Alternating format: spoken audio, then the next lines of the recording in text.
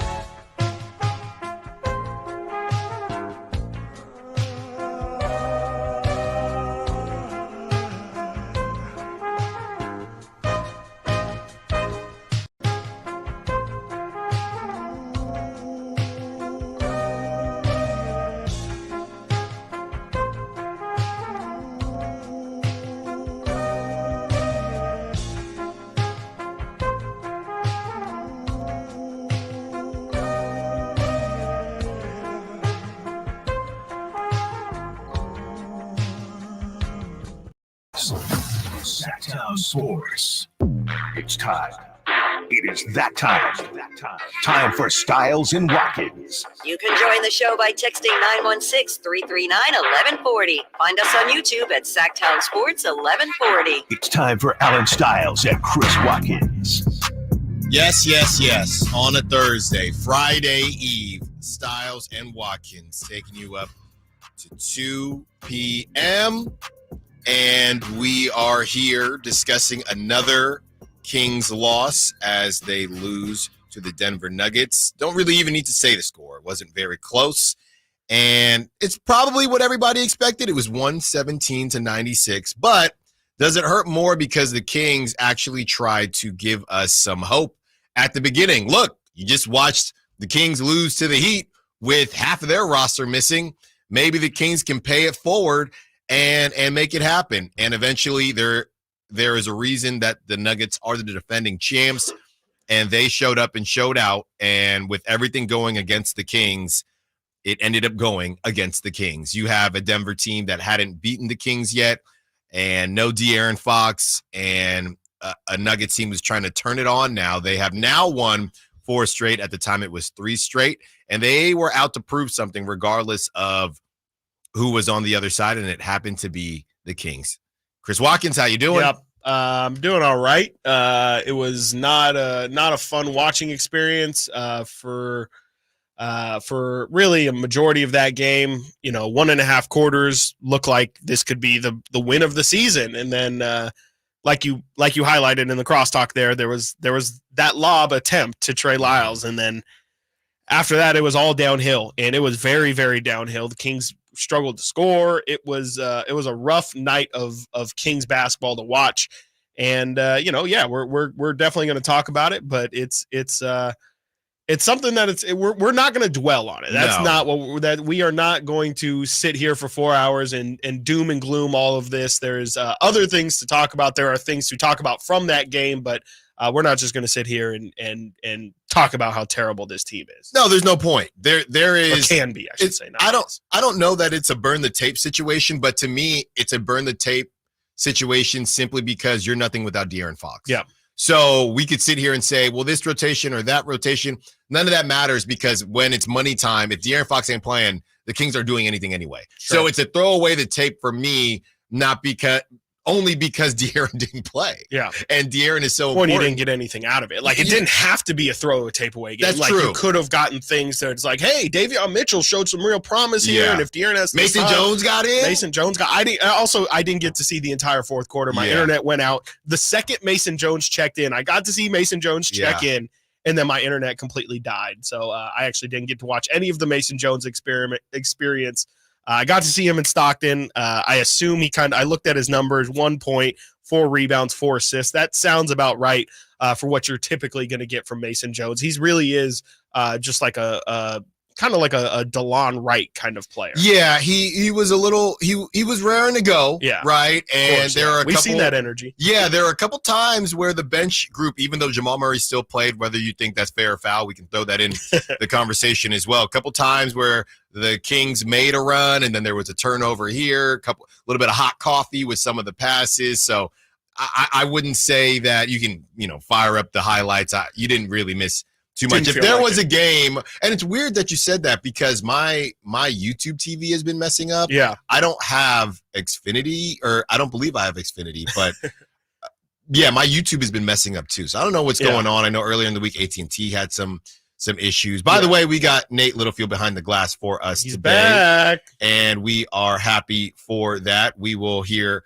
from Nate throughout the show. Got some Niner stuff to get into. And there he is. Oh, it's Debo weather today. It is Debo weather. It's going to rain again. And people are getting upset with this timing of everything because the beginning of the week has been beautiful. Yeah. And then you get to closer to the weekend and the rain starts coming. I do think it's fitting for the Kings play, though. It is. Yeah. The way they've played, it feels like the weather should be getting progressively worse. I did wear a Prince Purple Rain shirt yesterday. Yeah. And I thought it was going to help. Right. It didn't. Yep. Right. It did at the beginning. Yeah. But it looked good. It looked really good for about 15 minutes there. I mean, that's what we all knew. You have to pad that lead as much as possible because the Nuggets are going to make a run and then it's going to end in a close game. And hopefully you would be up so much they wouldn't be able to overcome it. Yeah. 15 was not going. We felt good because they weren't losing by 15, but we knew 15 was not going to hold. You had to get it to that 20 range, and I'm not going to put anything on. I've been fairly tough on Malik, partly because he's probably my favorite player on the team, and I've been a little bit tough on Malik as far as being a starter. But the usage that you got out of him last night is what you had, so I'm not going to did I like when I saw the alley-oop pass? But that's what Malik does. He went for it. And live and die by him, right? It didn't work out. And then Davion, can't really be upset with Davion. You don't have to take that three. Right. But I can't really get on him for taking it because if you need to find it up, then it's a problem. Then we're saying he's afraid. Exactly. And, for Davion. And don't worry, we see you already on the text line. on the Fossil Make Honda hotline as well and the Sack Chat. Patty Mills is available. We know. Yeah. We know. Patty Mills. Does he He's going to fix it all. No, he's going to fix No, everything. he is going to fix it all. Fix everything. I didn't even know he was on. I told you who he played for. No, I would have no idea. When When they played the Hawks, the Kings, my buddies were texting me saying, "Do you think Patty Mills, Pride of St. Mary's, is still playing?" I had no clue. We had Delhi last year. Why not? That's right. So are you interested in Patty Mills? Does he move you? Obviously, you'd like to see more production from that backup position, but hopefully you're not seeing that backup position fairly often, and hopefully we have an update on De'Aaron Fox before the show is over as far as what happens tomorrow night in Minnesota. Also have the combine heating up. 49ers might need to make some tough decisions. Mike Silver had a good article in the SF Chronicle. We will go over all of that. And Zach Wilson to the 49ers for QB2. His odds, what is he, third highest odds to play for the 49ers in 2024. I don't understand that. I just don't. There's no part of me that understands that at all. At all. I think I could understand why they would want a backup quarterback with some experience, but yeah, I don't know if Zach Wilson is the guy for that plan. I think it just really doesn't make sense at all. Not that Zach Wilson's really he's not gonna push Brock for his starting spot ever, but it's just, I feel like Taylor Heineke's a better option. I just feel like there's better guys who are a little bit a little bit more experienced than Zach Wilson. Like Zach Wilson still needs some real development, and I don't think you want that from your backup quarterback. Also, the two hardest working men for SactownSports.com, Brendan Nunez and Frankie Cardicelli, they were answering. They dropped the collab. They were answering questions. So we're reacting to that piece, and we're also reacting to the comments that people had. Brendan posed a question during the game, essentially, what could change, or what are you worried about over the next 24 games, and what could change that? Yeah. So we will answer that ourselves and hear from the people, hear from Sacramento Kings fans on what they think and what they had to say. Also, Andrew Wiggins, another leave of absence. Yeah. We have that sound, and Andrew Wiggins, this is the second year in a row where Andrew Wiggins is taking some time for himself, and Steve Kerr is saying, hey, again, we're going to keep this thing private. I think this is a very, very compelling situation because if we take it out of Warriorville and insert any team and any player, for example, we could do the same exercise with who is that level? What, Keegan? I think Kevin Herter probably. Keegan's a little he's pretty high up on the totem. Okay, cool. So Kevin Herter, he took a leave of absence, but don't forget, he did it. Wiggins did it last season, coming off of getting NBA Finals MVP votes. Yeah. Finals MVP votes. And he missed about 40 games. And he got signed to a new contract. Yeah. He got signed to a new contract. So we might not have that perfect comp on the Kings team. Right. Somewhere between Keegan and Harrison Barnes. Sure. Somewhere or there. HB. Yeah, HB's a good one to pick. So you need him. Yeah. The point is you need him, and he's not there. And you have fans saying, this is ridiculous. He gets paid all this money. Yeah. Then you have other fans saying, he's a human. We're going to respect it. Where do you fall on that spectrum if this happened to your team and to the players on your team? And would you want answers? Would you want answers? Yeah. Is it your business? Yeah.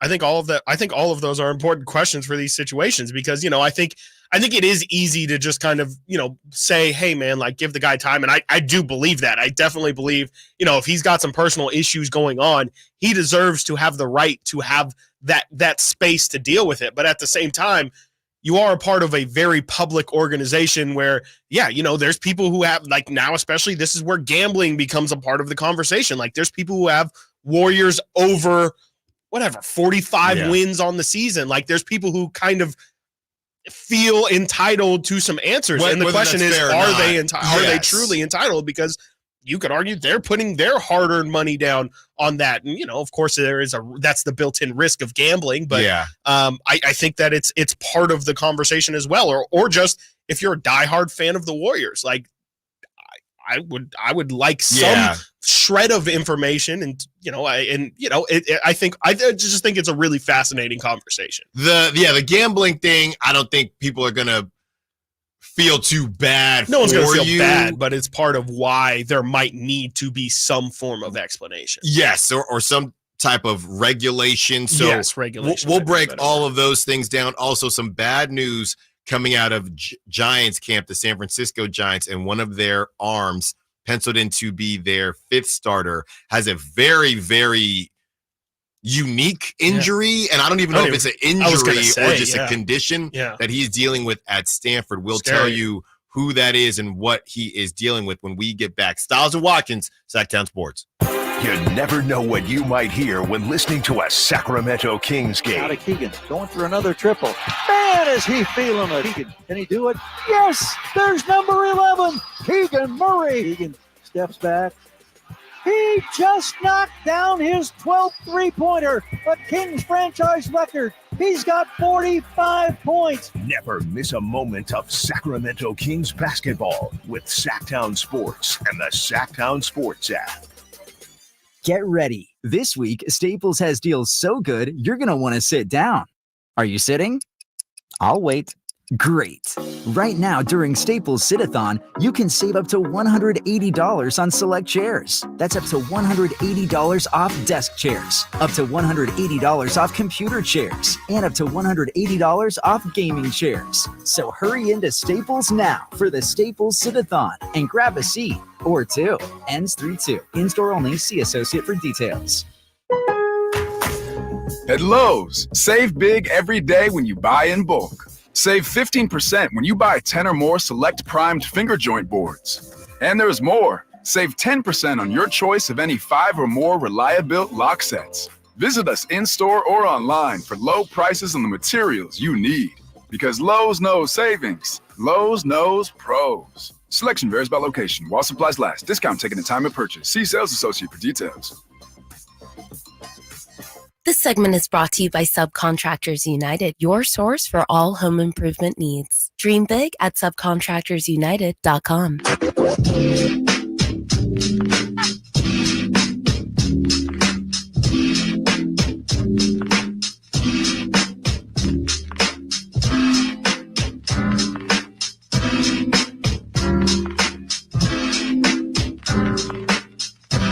Sactown Sports. Call or text at 916-339-1140. Well, Chris is finally watching the challenge. Yes. I've already finished it. I actually watched the reunion part 1 last night, right? Last night. There's part 2 next week. You know, they got to drag these things out because I love drama. Yes. And it's the best. Depending on the team that you cover, depending on the team that you're a fan of, some teams have a lot of drama. Some teams don't have any. The Kings don't tend to have a ton of drama, okay? But I would say that last night and what Kevin Huerter said would qualify as semi-drama. It's nothing. This isn't Real Housewives, and I know Simone might call in if she's listening or anything like that. But I did find it interesting. According to Chris Biederman, who was boots on the ground out there and friend of the show in Denver last night, Kevin Huerter makes interesting comments about the Nuggets' big run in the second and third quarters. And this is a quote, "I don't know if I could put my finger on one thing. I wish I was out there to help us more, though." He declined to elaborate. Interesting. Small thing, big thing, nothing. I would say it is I would say it's a small thing, but I would definitely still say it is a thing because and I think you might have said this to me when you initially sent it. So sorry if I'm taking your thing here, but go ahead. It's just the kind of thing that you don't want to seep in and then spread. Like you know, the Kings locker room, Mike Brown said it probably like less than a month ago. This is the most connected locker room he's ever been a part of. And this is honestly, you know, what else did Mike Brown tell us? That February is the time of year in which you really figure out which direction teams want to go. Mm-hmm. And if down the stretch here, the Kings start to lose some games and then, you know, guys start to whisper and guys start to get upset and say, oh, you know, like Kevin's saying here, like maybe if I was in, things wouldn't have gone that way. And whether that's true or you have any legs to stand on doesn't really matter because if that kind of talk starts to spread, it becomes like a disease. And, the only thing, winning cures all. And that's really the only way that you can quiet these kind of things. I'm not going to say it's a big thing. I'm not going to say that Kevin is upset, even though, maybe if you read into not just this statement, but statements Kevin's made throughout this year, you can maybe read something bigger into it and say, he's clearly not happy with how this season has gone. No. And I think some of that's on him, and I think some of that's on the situation he's been placed into. But this specifically is something that's going to be on my radar for sure. Again, more so in losses and in body language, but I don't think Kevin Huerter's going to have a conversation with Mike Brown about it. But at the same time, like you going out there and saying it, even if it was in the heat of frustration, like I think that that's revealing a bit of Kevin's true feelings. Yeah, I'm going to say whether between something, nothing, or big thing, I'm going to say it is something. Yeah. And Kevin Huerter, you played 18 minutes. You were 2 of 5 with no De'Aaron. Yeah. So they were looking. And really one of the bright spots, I would say, he got 14 shots up and 4 for 8 from 3. But Duarte, we know he's not afraid. Huge, right. He had he made some moments. He had 18 points. That's got to be the highest he scored with the Kings. It is. So he played 26 minutes. You could say Duarte took some of Kevin's minutes. You could say, a couple guys did. Malik Monk is going to be in there. But Kevin, without De'Aaron, so they're looking for you to do some things. You played 18 minutes. You were 2 of 5 from the field. You were 0 of 2 from 3-point range. And you were 0 of 2 from free throw. Right. So what is it that you do here? You had 2, and I know you only played 18 minutes. Yeah. But if you played better, you would have stayed in. That's how coach operates. That's how he's always operated. You had 4 points. You were a minus 20. I know everybody is a minus when you get blown out, but you were a minus 20. Yeah, which is a team high. You had 3 turnovers, and you had 2 fouls in 18 minutes. Yeah. That's why you weren't still out there. Which is maybe what he's saying. Like we don't have the audio, so we don't really have the full context of how he played said himself out of it. That could definitely be what he's saying. He could literally just be saying, I wish I was out there to help us more, and that's on me because I had those fouls and I had those turnovers. That better be what he means. That better be what he means, because you're right. Like, his numbers do not say, oh man, why didn't coach give me another stint out there? I feel like I really could have helped. No, his numbers were, you're not hitting threes, you're turning the ball over, and you're not playing good defense. So I can get that out of Chris Duarte on a bad day. And so, on a good day, which Duarte, again, probably had his best day as a King, Duarte's hitting shots. You feel a lot better about Duarte's defense and his versatility than Kevin Huerter's. And, you're getting killed anyway. You might as well try something new, right? And so I don't really have a big issue if that is really what happened, if it is as simple as Mike just wanted to go with Duarte on the day. Kevin, you've said it 1,000 times, and it especially hits in a moment like this. Like, Kevin Huerter's out there to hit shots. And on a day where De'Aaron Fox isn't playing, Kevin Huerter needs to hit his shots. And he was 2 of 5, 0 of 2 from 3. He wasn't getting assists. He finished with 2 assists, but 3 turnovers. He wasn't really helping out there. And so I don't have a problem. That's not the most egregious thing. And I definitely don't think Kevin Huerter being inserted into that game changes anything. It's definitely some interesting comments there. I kind of wish he would have elaborated to Biederman, because there is so much there that can be, read into. I mean, nobody played particularly well. That's right. Also true. You have Keegan. Keegan had 21. He basically felt like he had them all in the first half. We'll talk about how Keegan's aggressiveness, who should that be on? Should that be on Keegan? Should it be on the guys to realize what's happening and go with them? I would say Duarte was a bit of a bright spot in what he did. Malik Monk, he tried his darndest. His usage is going to be out the roof when De'Aaron's not playing. You still found a way to be anemic from the free throw line. They were 8 of 13. They shot 61.5%. I don't even know why I'm giving them the 0.5. It's not De'Aaron's fault, but it is Kevin Huerter's fault. He went 0 for 2. Okay, Harrison Barnes is 2 for 2. Sabonis was 3 for 4. Sabonis, he had a lot to deal with. He had 10 rebounds, 7 assists, 13 points. So 3 turnovers. Jokic got the best of them. And look, the Kings, you are 3-1 against the defending champs. Right. All right. The problem is the timing. Somebody said the same thing about free throws. It doesn't matter, and it's a little bit different, but at the same time, it isn't, because somebody says it's not about making your free throws, it's about when you make them. Okay, so the problem isn't that, oh my goodness, how could they be upset going 3-1 against the defending champs? The problem is not that. The problem is when you lost to them, and you lost to them at a bad time. And sure, we can throw this out the window. We can assume we all thought it was probably going to be a loss, right? You would have liked them to be a bit more competitive. And that is why it's tough to get over. So you leave the Heat game not only with an L and your pride busted, you leave with De'Aaron with a busted knee. Sure. That's not good. Yeah, I also think a big part of the reason why this feels so bad isn't, like you said, like we kind of chalked this in as a loss anyway. It's the fact that they had the lead they had. We knew they were probably going to get that lead bitten into at some point, but it was the speed at which it happened. It was, y'all are up 15, and then like 3 minutes later, Denver has the lead, and then again, they never look back, get up by 30.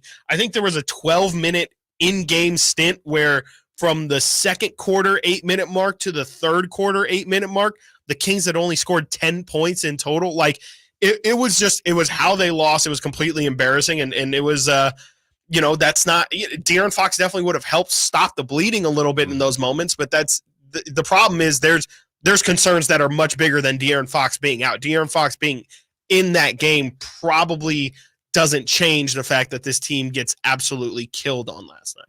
A couple days ago, we had a conversation about the Pistons-Knicks game where there was a call towards the end of the game that was very egregious on Dante DiVincenzo, but it was a no call. And the Pistons talked about how if that was Jalen Brunson or the other way around, there would have been a call. Something happened last night. It's not why the Kings lost, but something happened last night that reminded us of that. We will discuss when we get back. Stiles and Watkins, Sactown Sports.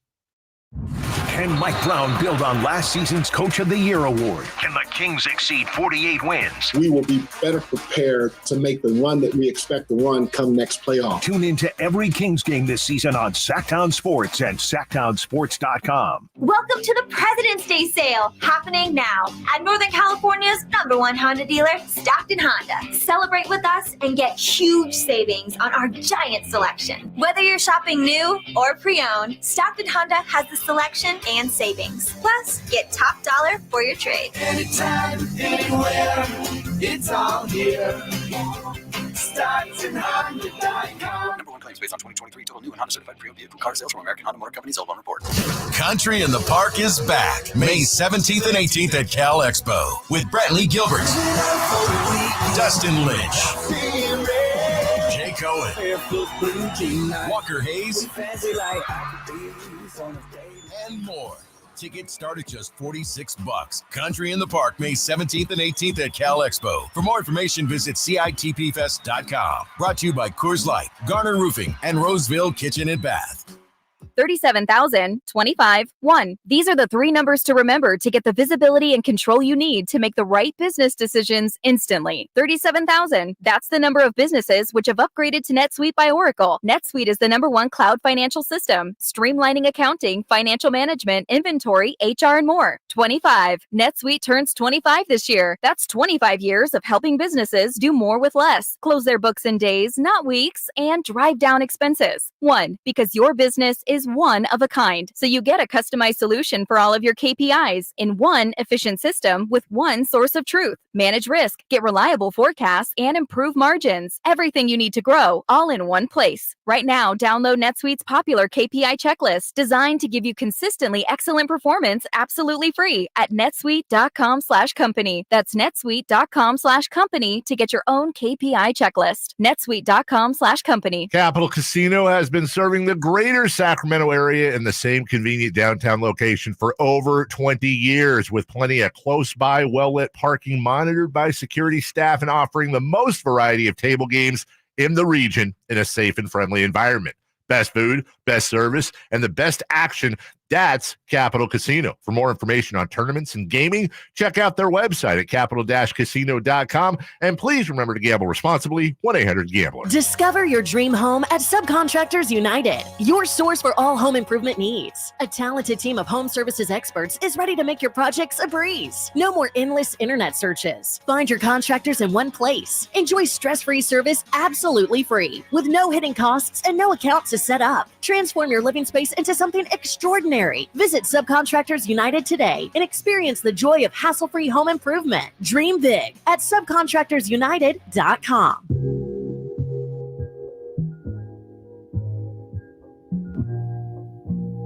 Live and local. Live and local. This is Sactown Sports.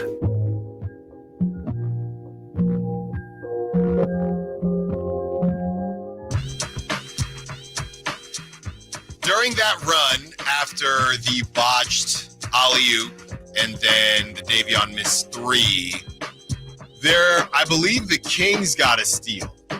And they passed it to Sabonis. And Sabonis, I believe it was by Jokic. And on the broadcast, I think Katie called it roughing the passer.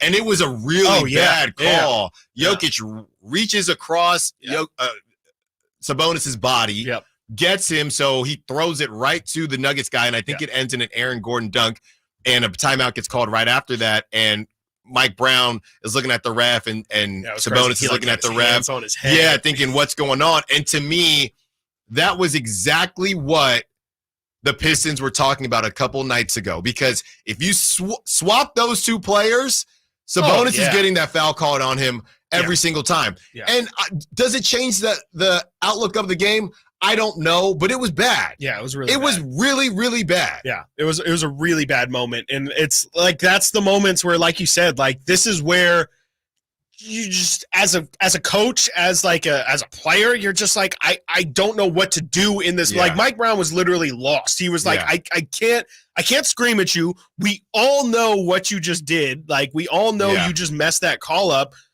What am I supposed to do? Because now my team is reeling, because I believe that was after the lob, but it was the Nuggets it was the avalanche. Exactly. It was a part of the avalanche. And so, you're just in that moment, you're like, it's the definition of things not going your way and snowballing, right? Like you feel everything crumbling in front of you, and that's momentum. That's a complete momentum killer. The Kings were going to be on a fast break in that moment, and to have it turn into 2 points the other way, you're just lost. And that's where I understand where Mike Brown brings out the laptop. I understand where Monty Williams is like, I'm done. Like, I don't know what to say, or else I'm going to get fined more than I already am. And the NBA has an officiating problem. Like, it just is. I was watching a couple other games yesterday, and there were some calls, and I just don't think I've ever heard the broadcast as well, or broadcasts in general, calling out officials as much as I have. And that's usually how every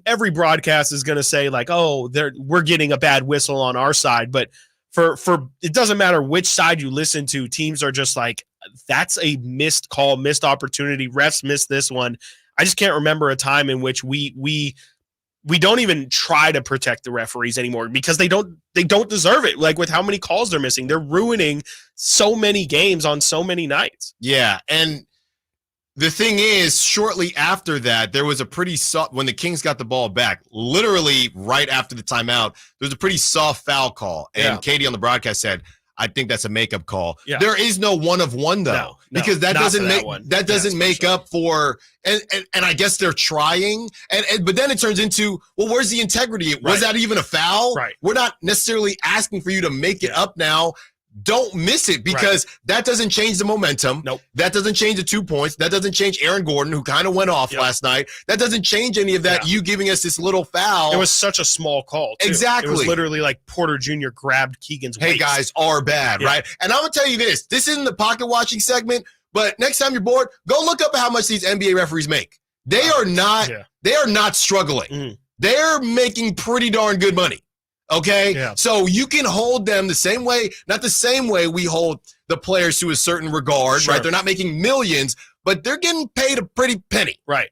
Yeah, and that's where it's, that's where you would like some form of accountability, right? Like it shouldn't just be these pool reports where one reporter gets to go in and ask a couple questions of why decisions were called. Like, why don't refs have a press conference after the game? And it doesn't have to be after every game, but I mean, I think we can all acknowledge, like, if there is significant calls out there that are being made, they should have to answer for it because, you know, they are responsible for, you know, the outcomes of these games, whether they like to admit it or not. And, you know, some calls absolutely need some added perspective. And right now, you know, the NBA does the last 2-minute report, which I don't think anybody likes. I think the press conferences would probably be a similar thing where it just ends up getting us more upset than we were in the beginning. But at the same time, at least you get some form of answers, and there is some form of accountability where right now there's just none. And I decided we are going to pocket watch. Okay. So this is from boardroom.tv. This is KD's whole thing. You ready for this? Are you ready? Have you looked this up before? No, what they make? No, I haven't. Okay. Entry-level referees begin at $600 per game, or roughly $250K per year. That's very nice. Seasoned or professional referees earn $3,500 per game, or up to $550K annually. Woo. That's why that's not for a full season of work, like a full year of work. That's a season. Not. That is. It's not. Yeah. It makes me feel less bad if I don't mind when players get not don't curse them out or anything like that. But if I don't really mind the bantering with fans and players, I don't typically like the ref you suck. I don't like that. But if you're getting paid $550K, you could take some of that. Yeah. You could take some of that ref you suck. I've got no problem with the ref you suck. I have a problem with like individual yelling like referee, like I'm gonna find you after the game or something. But ref you suck to me is like the bare minimum of which you can get. Like that's just putting them on notice that we all know what just happened, and you're not just gonna let it skate by and everyone's gonna hear about it. So I think refs definitely could. They've been protected. I mean, they are definitely. It's ridiculous to me that coaches say anything. Like you can be slightly critical of a referee. You can try your hardest to talk about officiating and not get a fine and still end up getting fined. Like I don't understand why the referees, to your point, are held to a different standard where, we ask everything of the coaches. We ask everything of the players, but the referees just, if you question their integrity at all, $50K. Out 50K? Your wallet every single time. $50K. Doesn't matter if they're right or wrong or any of it. The Gucci Man referee, he's making $550K. Yeah. Because he's been around. Yeah. So and there's that one ref who likes to really pronounce what he's right. That is a clear path foul on number 24, Buddy Hield. Like that every single time. Every time. So you're supposed to be good at your job too. Professional athletes, professional referees, that's not why the Kings lost. No. But there is an issue where we all know for a fact if that was Sabonis reaching on Jokic, that's a foul. Now maybe Jokic whips his head back a little bit and makes sure it gets called. Sabonis needs to play with a little less integrity. And is that gamesmanship? And that's why when we make fun of the foul merchants, maybe they say, hey, you got to get in where you fit in because these referees don't hate the player, hate the game, right? These referees, they're not calling things, but that's not why the Kings lost. No. They lost because ultimately they did not show up. And even though they gave it the good old college try at the beginning, it ultimately wasn't enough. And the question now becomes, can the Kings survive without De'Aaron Fox? Somebody asked, or somebody said, responded to one of the Kings accounts that said, De'Aaron's going to be out, and they responded saying, I'm sure this is just precautionary. I would say it's the opposite because we know you got to drag De'Aaron off the floor. He wants to play no matter what. So if De'Aaron wasn't playing last night against the Nuggets, to me, that's not a good sign. And did you see him walking into the arena? I didn't. They showed him walking into the arena. He had a limp. They showed him chopping it up with DeAndre Jordan, I think, after the first quarter. Walks over to the scores table, has a limp. I'm not nervous that this is going to be like a long-term, like a month-long thing, but I'd be shocked if De'Aaron plays on Friday too. And and we're just talking about a limp here. I don't know about actual damage. Like, there's a chance that he can miss a week. He can miss 2 weeks. And, that's where we've talked about how that's why it's so frustrating that the Kings have tricked off so many games before, because they were completely healthy the first 2/3 of this season. And yeah, it makes sense for in the last stretch here, guys are going to pick up little random injuries. Even if De'Aaron's thing wasn't major, I'm sure it's the culmination of all of the bumps and bruises that have gone, and now this knee thing is just too much for him. And I'm not going to blame him. I think De'Aaron absolutely should take his time, because you should be comfortable enough with your team to take the time that you need without having to feel like I have to rush back or else the season's going to end. But that could very well be the reality of the situation, that if De'Aaron Fox misses a week and a half, 2 weeks here, season could be, for all intents and purposes, like we could be talking 9-10 seed. You're talking 9-10 and at that point, you're hoping, hey, let's just make it out of the play-in. You don't have any actual hope of beating a 1-8, beating a 1 seed in a 1-8 situation. 916-339-1140. Let's get out to Steven, who wants to be a part of the conversation. What's up, Steven? You're on Stiles and Watkins. What you got for us? You know what it is, man. So, an avalanche is too cold. Steven? An avalanche is too cold. An avalanche is too cold. Wiser words were never said. Steven? Oh, okay. We lost Steven. He was in the back. We'll get him back. Avalanche might have gotten him. Well, it was, that is the Colorado Avalanche. Yeah. So there you go. There And that's what it was. Yeah. That's what it was last night. And yeah, the De'Aaron thing to me is not great. I didn't look at it and say, oh, it's precautionary. I looked at it and said, it's not good. He's hurting. He's hurting. Yeah. He's hurting.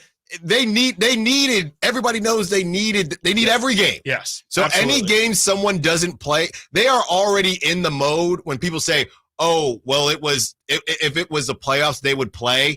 If that's a certain level, I guess we're maybe a step below that. Yeah.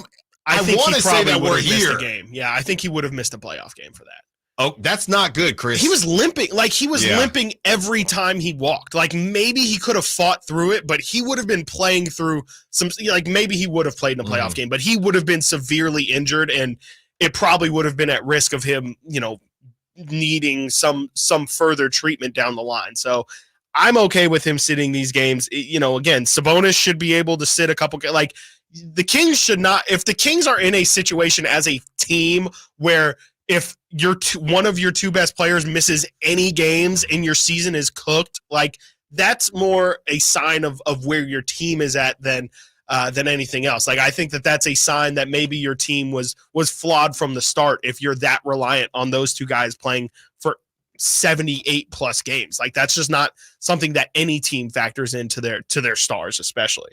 When we get back, we talk about Davion Mitchell. We talk about Patty Mills surviving without De'Aaron Fox. Who needs to step up if he's not able to go again tomorrow? And even if he is able to go, people need to step up, get some W's. Stiles and Watkins, Sactown Sports.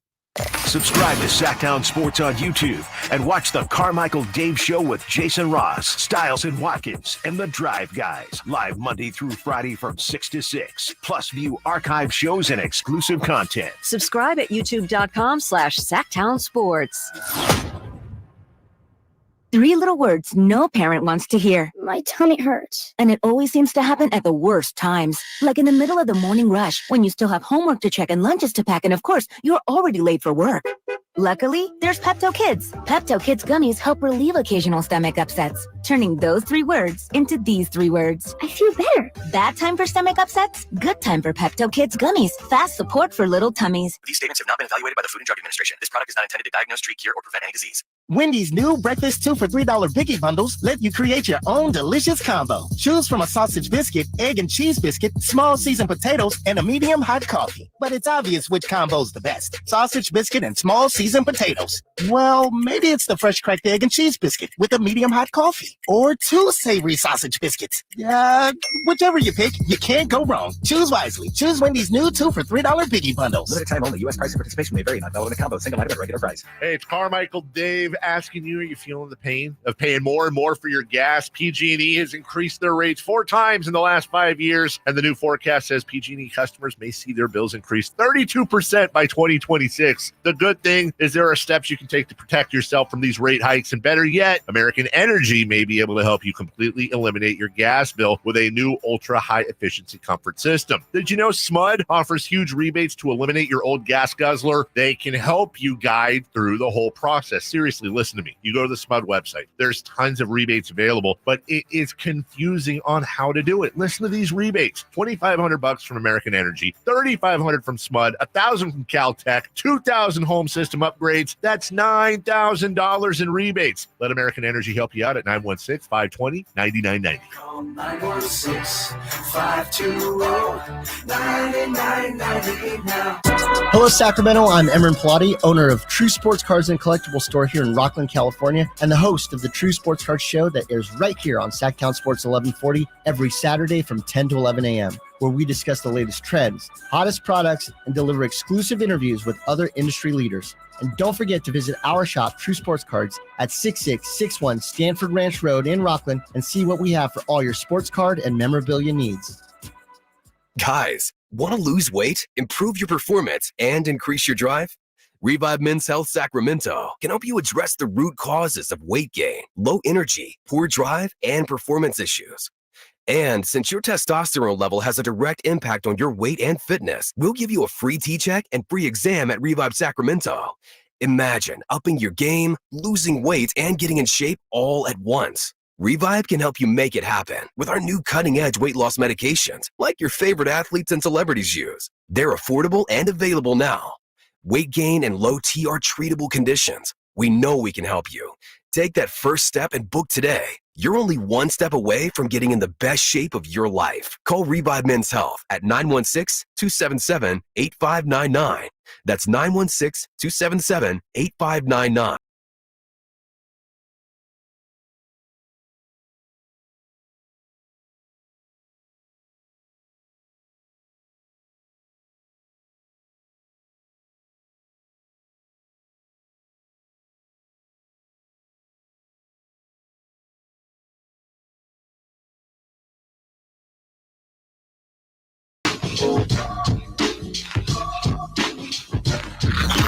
Sactown Sports. Check us out on YouTube. Search Sactown Sports and subscribe.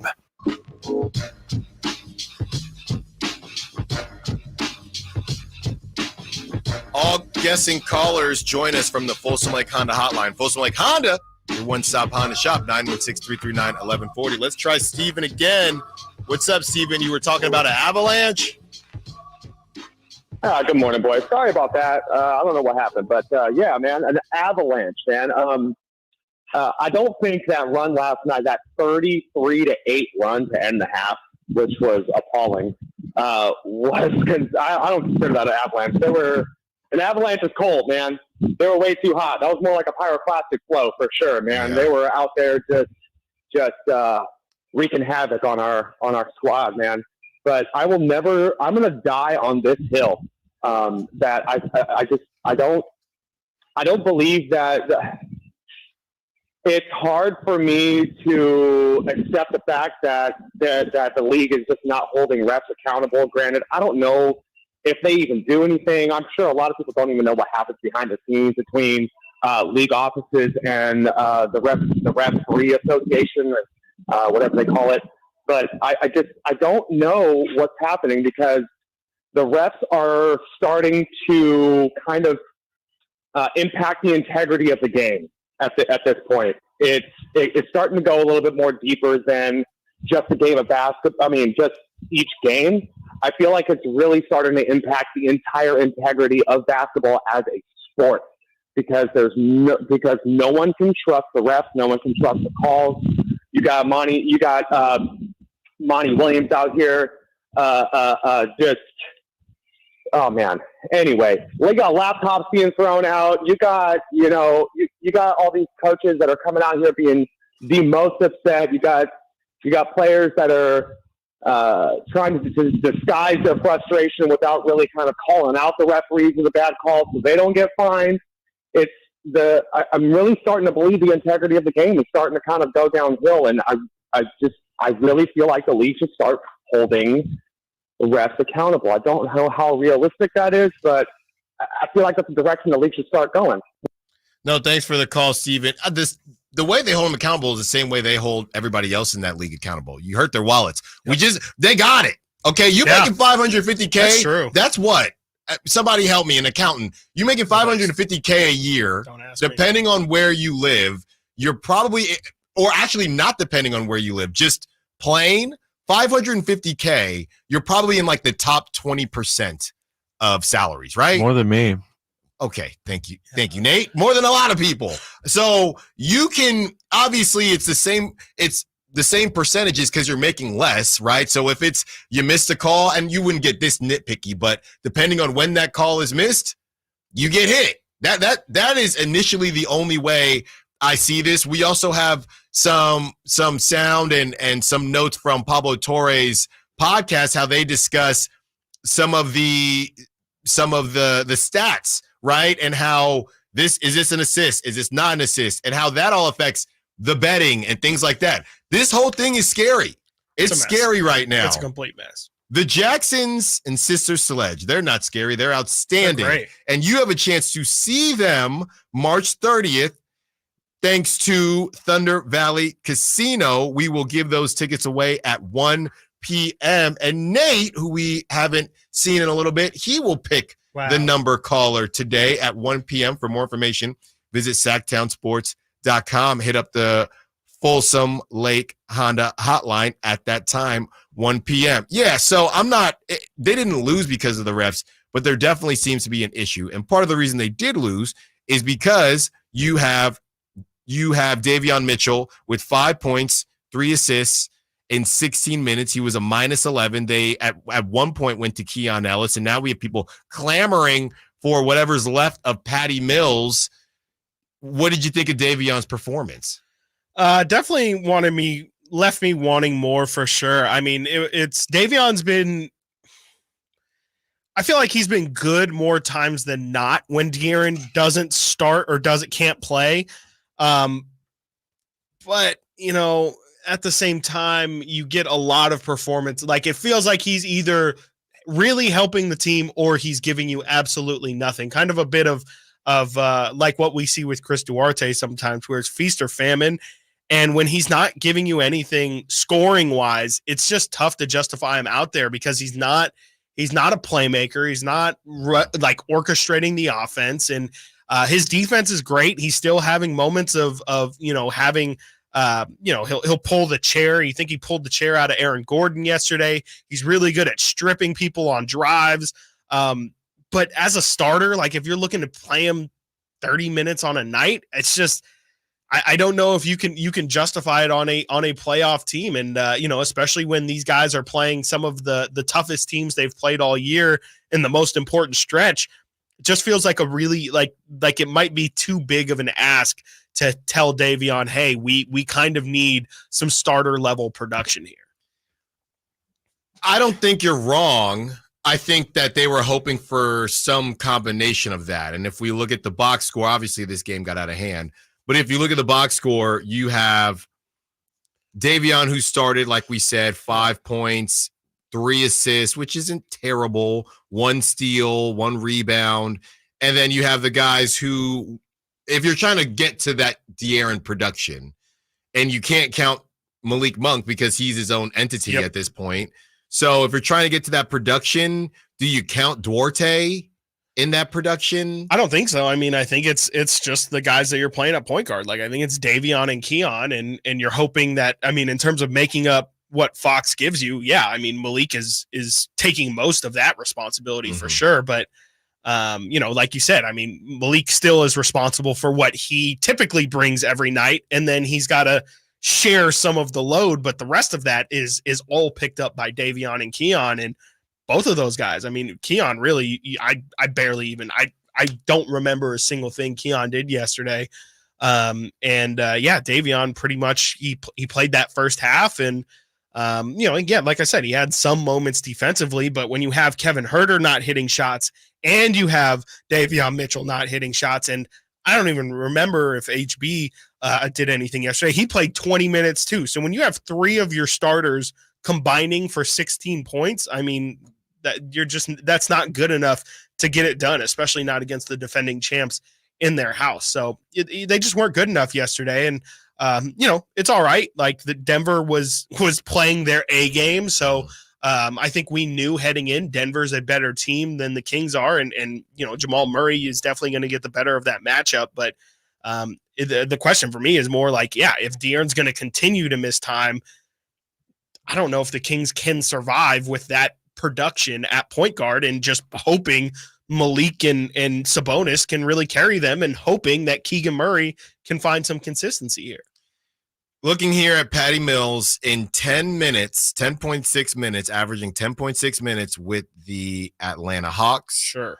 His season stats, 2.7 points per game, 1.1 rebound, 0.7 assists on 37% from the field. He was or is shooting 38% from 3 this season. I don't know if that moves anyone. Would you bring him in just because?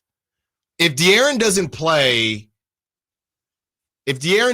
on Friday, I think you might need to look at who else is available. Yeah, I mean, possibly, but also like we're so late in the season. Like, how many point guards can? Like, we're talking about a point guard. We're not just talking about a center or power forward, someone who can maybe figure it out on the fly. If you're trusting somebody to essentially run your team and have no experience with any of the players, that's just a really big ask for somebody who doesn't know your system at all. And you've had Davion in there all year. I just don't know if there's really any answers out there. I mean, this is why the Kings probably should have made a move for a guy like DeLon Wright at the trade deadline. Like, I just don't think that there's anybody out there that the Kings are going to bring in. I mean, even Patty Mills is 35 years old, and he's not getting minutes for the Atlanta Hawks, who not good. The Atlanta Hawks, if I'm not mistaken, are in the play-in tournament right now in the East. So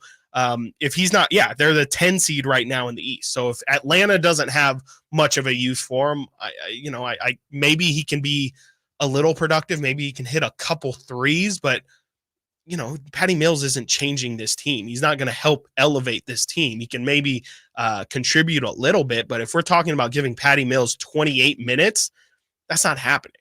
Yeah, from the 209 on the text line, they feel like Chris Duarte is getting hated on, and we're starting to see him be productive.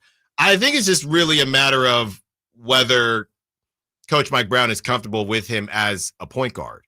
If you he's not a point guard. If you want to slot him into that, sure. But as it stands, Chris Duarte has been productive, but he's been productive in the Kevin Huerter minutes, if I'm not mistaken. Yeah, it hasn't been. Duarte's never played point guard in his career. So you can, if that's where we're at, if you're choosing between moving Duarte to point guard or rocking with what you got or going with Patty Mills, none of those are good choices. And really, you're just trying to. The reason you probably don't bring in Patty Mills is you're just trying to keep your head above water until De'Aaron comes back. Yeah. Really, the conversation about what you do at that point guard position, it really translates or it really transitions based on what we know about De'Aaron. If they come out today and we hear De'Aaron it's not great and he doesn't play tomorrow and this thing seems lengthy, then let's have a Patty Mills conversation.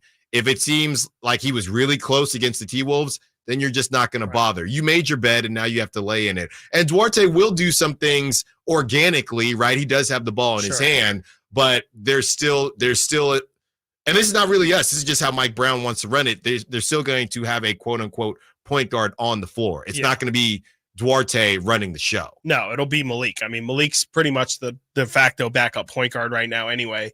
I'm curious, what would be the thought process in bringing Patty Mills in? Like, what are people hoping for from Patty Mills coming to this team? Like, is the hope that he's going to be a good enough player to keep them in this playoff race? Or because you're obviously not hoping for any development from Patty Mills. He's 35 years old. He definitely is who he is. He probably wouldn't be here next year. So is the hope that Patty Mills is a good enough. And Patty Mills also is not a traditional point guard either. He's really more like a Quinn Cook, where he's a spot up guy. He can shoot, but he's not orchestrating an offense or anything. So I just don't know. I just don't know what would be expected from Patty Mills. Yeah, I'm not really sure if the position of point guard matters because of Sabonis. Yeah. You just need somebody out there that's not an absolute brick. And Davion, we have the numbers here. We'll talk about them when we get back. Defensively, it's not as if the Kings are better or worse with Davion on the floor. So what is it exactly that he's giving you? So 209's point, if it's not about the position of point guard and Duarte is on a heater, then there you go. When we get back, we continue to talk Kings. We will go over Brandon Nunez's tweets and the responses from Kings fans. We also discuss De'Aaron Fox and what might happen next with that knee. Stiles and Watkins, Sactown Sports. The only place you'll find Harrison Barnes is Sactown Sports. He's got the bucket at the buzzer. Harrison Barnes. Hey, Sacramento, it's Harrison Barnes, and you're listening to the home of the Sacramento Kings, Sactown Sports. Your local sports leader. Thousands of years ago, ancient civilizations used leather for water skins, armor, and sandals. Hi, this is Franklin Rosa with a word about Naturewood Home Furnishings. Today, leather is one of nature's most luxurious products. The combination of leather with beautifully designed furniture creates an end product that adds luxury and sophistication to any room. During Naturewood Home Furnishings leather sale, you'll find their considerable selection of leather is flexible, breathable, natural, and maybe most important, comfortable. Whether you're a relaxed contemporary kind of person or you're more classic leather, Naturewood Home Furnishings has color choices and styles to fit your home. In fact, I doubt any store can beat Naturewood's selection. During Naturewood's leather sale, all leather furniture is on sale for a limited time. Sit, enjoy the comfort of leather at Naturewood Home Furnishings, off Highway 50 at Hazel. Look for the water wheel. Hey, Sacramento, guess what? It's an extra special year, a leap year, and we're making every second count at Elk Grove Kia. Get ready to leap into savings like never before. February might be the shortest month, but our deals are anything but short on value. We're slashing used car prices so you can take home your dream Kia today. And speaking of dreams, leap into this deal with the Kia Forte for just $19,988. It's sleek, it's stylish, and it's waiting for you to drive it home. But wait, there's more. Lease the stunning Kia Seltos for only $199 per month. Yes, you heard it right. A brand new SUV for just $199 per month with approved credit and a down payment of $3,595 plus taxes and fees. This deal is too good not to take the leap. Drive away in style with the Kia Seltos. But hurry, our inventory is limited and these deals won't last forever. Visit us at Elk Grove Kia, conveniently located in the Elk Grove Auto Mall, or check us out online at elkgrovekia.com and leap into savings today. Only at Elk Grove Kia. Starting with one store in 1978, Boot Barn has become the largest Western and workwear retailer in the nation. Supporting those who feed, build, and protect America, we offer the largest selection of cowboy boots, work boots, Western wear, workwear, and outdoor gear. With over 500,000 pairs of boots and thousands of top-quality jeans and clothing, it's an honor to support the people who make our country so great. Boot Barn. Keep West. If you're looking to get a new car, you could really cut expenses by bundling your car and renter's insurance with Progressive. Sure, you love your old car, but you know it's not normal to give instructions on how to open the window. It should be self-explanatory, but it's not. And notice how when you're in other people's cars, you can feel cushion in the seats? That's pretty nice, right? No, it's just normal. So bundle your renter's and car insurance with Progressive and put the savings toward a new car. It's time. Progressive Casualty Insurance Company coverage provided and serviced by affiliates and third-party insurers. Not available in all states. Dr. Ken Howachek and kinesiologist Kelsey Graham discuss the Good Feet store. The foot has a lot of detail. It has a lot of complexity. There's a lot that can go wrong. A lot of problems start in the foot and end up elsewhere. Knee pain, hip pain, back pain. When aligning the feet properly, we can see relief elsewhere. And that's the beauty of the Good Feet Arch support. It can place the feet into their ideal position and gives them the balance, the support, the comfort, and the relief of the pain. The bottom line is that the Good Feet Arch support can be a highly effective pain relief solution when nothing else has worked. The feet have a really big impact on how the rest of the body moves. The knees, the hips, the lower back especially. If the foot isn't properly aligned, all of these joints are going to function incorrectly. That results in a lot of muscle tension and chronic pain. What I really like about the Good Feet system is that the right arch supports can put the foot in its proper alignment. So all the joints up the rest of the body will be aligned properly as well. And when the body's aligned, we can reduce the risk of injury and chronic pain. Visit the Good Feet store in Sacramento, Roseville, Modesto, Stockton, and Vacaville for a free fitting and test walk.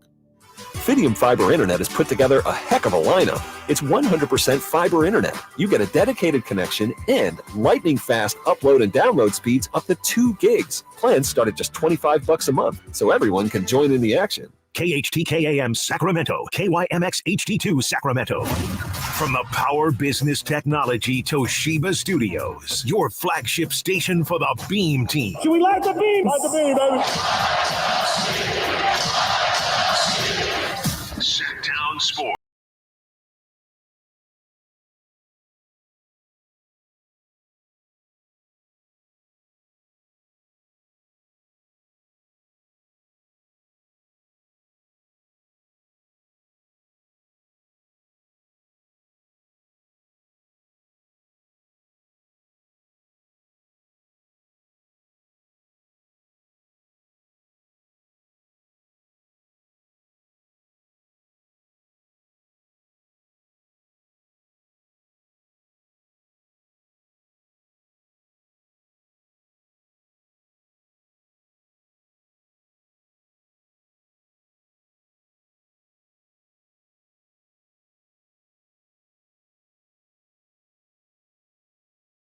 Here at Thunder Valley is beautiful this time of year. Hopefully it doesn't rain because I'm done with the rain. Yeah, I will not be caught dead outside in the rain. Absolutely not. I just can't, man. It just ruins everything. Like my whole mood is down. It's supposed to rain on Friday, and it's just supposed to rain pretty much the rest of the week. Isn't it going to rain today? It is. I think it is. In about an hour here, yes, I think. We're about at go time. Can I ask about your experience this weekend at mine? The what is it? The Apex? Sure. Bowling? How did that go? Oh, it was outstanding. I beat my wife and bowling. That sounded like a Dave drop, by the way. Yeah. My favorite soda is Squirt. So, but the thing is, I say that because she's really good. When we were in a bowling league, she won for highest score. She bowled 7 strikes in a row. She was on her way to 300. She had the highest score. She got a trophy. People were like crowding around us to see if she would bowl at 300. So when I beat her, it's actually a big deal. Yeah, it is. And neither of us, we hadn't bowled since we had the baby. And obviously I hadn't bowled since the Achilles. So neither of us were at 100%. So I won, but it's, you play who's in front of you. That's just what it is. You know, just a nice 180, something light. I want to try that. Also, we're not sponsored by them or anything. I just want to clarify that. I was just genuinely curious. By the way, just that place in general is insane. It's cool. It's insane. I want to play the golf sim thing. Yeah, but I saw a lot of people take their own clubs. That's silly. Clubs. Wow. But I don't know if they offer. I only saw people with what looked like their own clubs. So I don't know if that's the closest driving range for people out there. I saw somebody with their clubs, walk their clubs because we were leaving, walk their clubs to their car, then walk back in to, that's kind of insane to me. Yeah. On a simulator, like an arcade simulator, it's not even like a. But I'm saying maybe if they live out there, maybe that's the closest, or they just wanted to double down and do some other things. But really, the biggest part that takes up the Apex is that indoor go-kart. I want to do that. That's the main event. I forgot about it. It looks so fun. That's the main event. We did not do that. We bowled and we had some other fun and we got out of there. Oh, nice. Excuse my ignorance, but is there any challenges to left-handed bowling? No. Okay. I don't think so. I think it's a fair question. Yeah, I think it's pretty. It's a fair question. You're just going at it the other way. Okay. That makes sense. I'm terrible. I cannot be like bowling is definitely my number one worst sport. I cannot bowl. That's why you hate on bowling. Absolutely. I mean, absolutely. What's like your go-to, like, I guess, like tavern or bar game, like darts and pool? And I mean, I love shuffleboard. Oh, shuffleboard's awesome. Shuffleboard's elite. I'll play, but I'm good. I'll get down cornhole, darts, all of it. Yeah.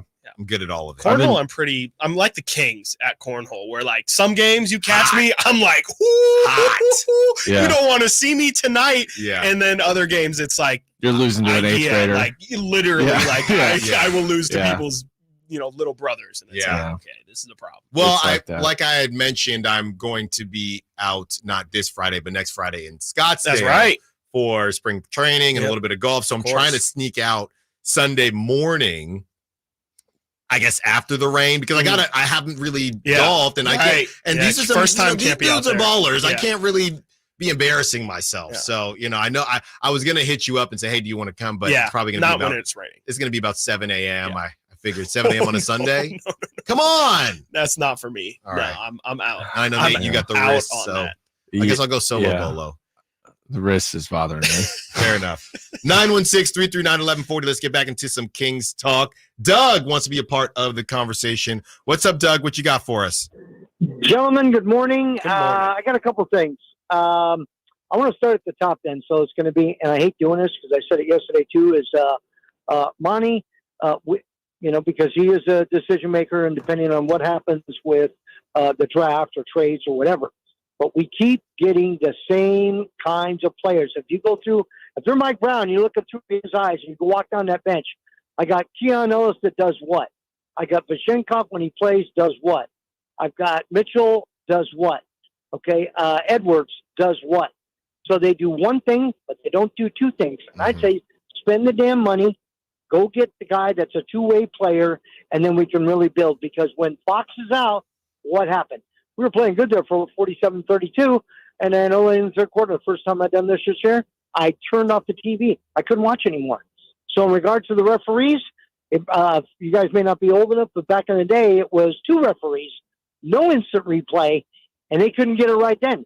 So now you got 3 referees with instant replay, and they make a lot more money. So I don't know how that's going to get fixed, if it'll ever get fixed. Because once they look internally and say there's something wrong in this area, then the referees are already at a disadvantage. So I don't know what the fix is there, but guys, I love your show and keep doing the sports stuff that I love to listen to. Have a great day. Thank you.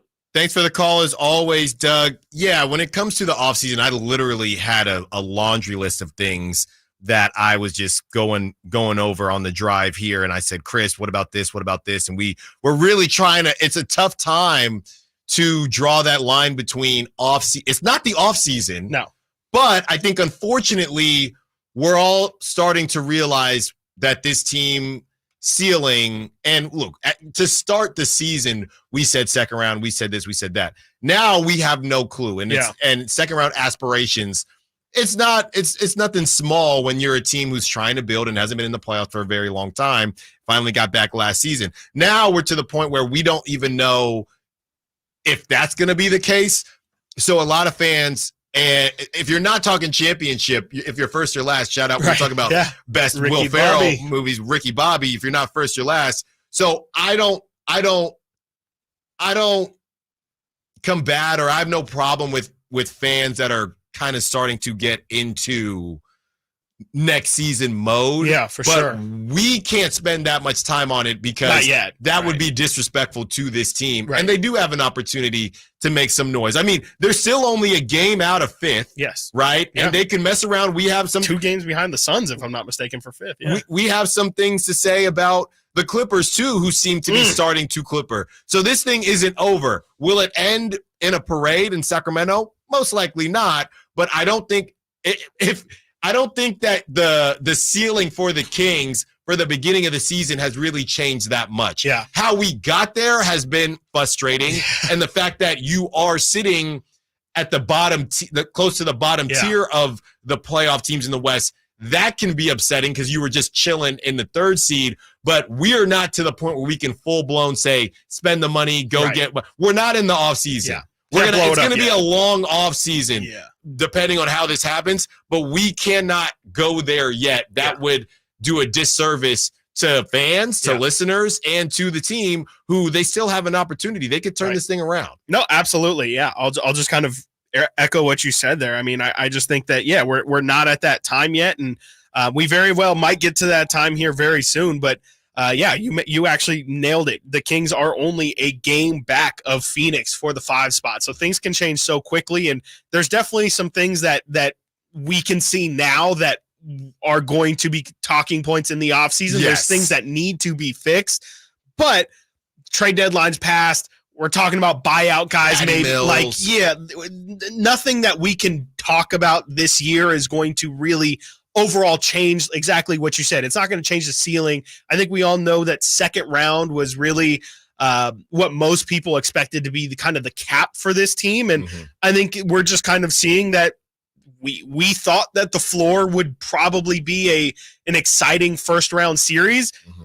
I think that people are just kind of realizing that that might not even happen. Sure, that I think that's where maybe some of the loudness is coming from is people understanding, okay, we had an understanding of what the ceiling is. We just thought the floor would also be pretty close to the ceiling. And we're seeing here that the floor could be a play-in situation where you never even see the playoffs. So I just think, we'll get to those things when we can, but right here, right now, we've got to ride this roller coaster, and it's been a scary one. When we get back, we discuss Brendan Nunez and Frankie Cardicelli's article. We also discuss a question posed by Brendan Nunez, and we have some stats on Davion Mitchell that may or may not be surprising. Stiles and Watkins, Sactown Sports. The NFL's leading rusher plays here. The handoff to McCaffrey, walks in the end zone. Handoff to McCaffrey, takes it right down to the goal line. He does his thing again. McCaffrey goes in motion right. Backwards pass led by Juszczyk. A block there. Hurdles a man. 10-5. Touchdown!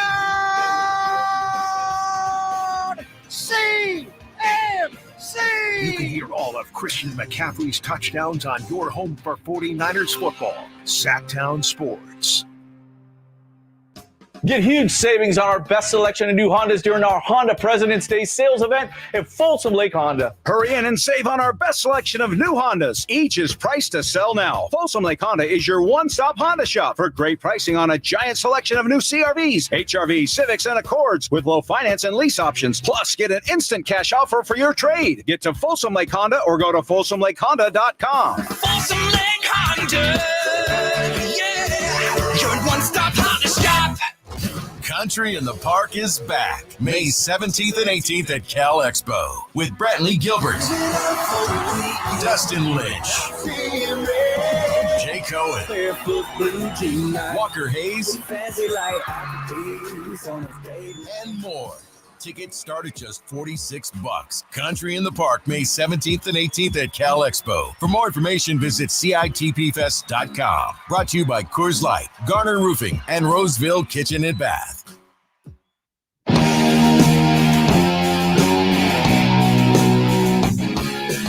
Live and local. Live and local.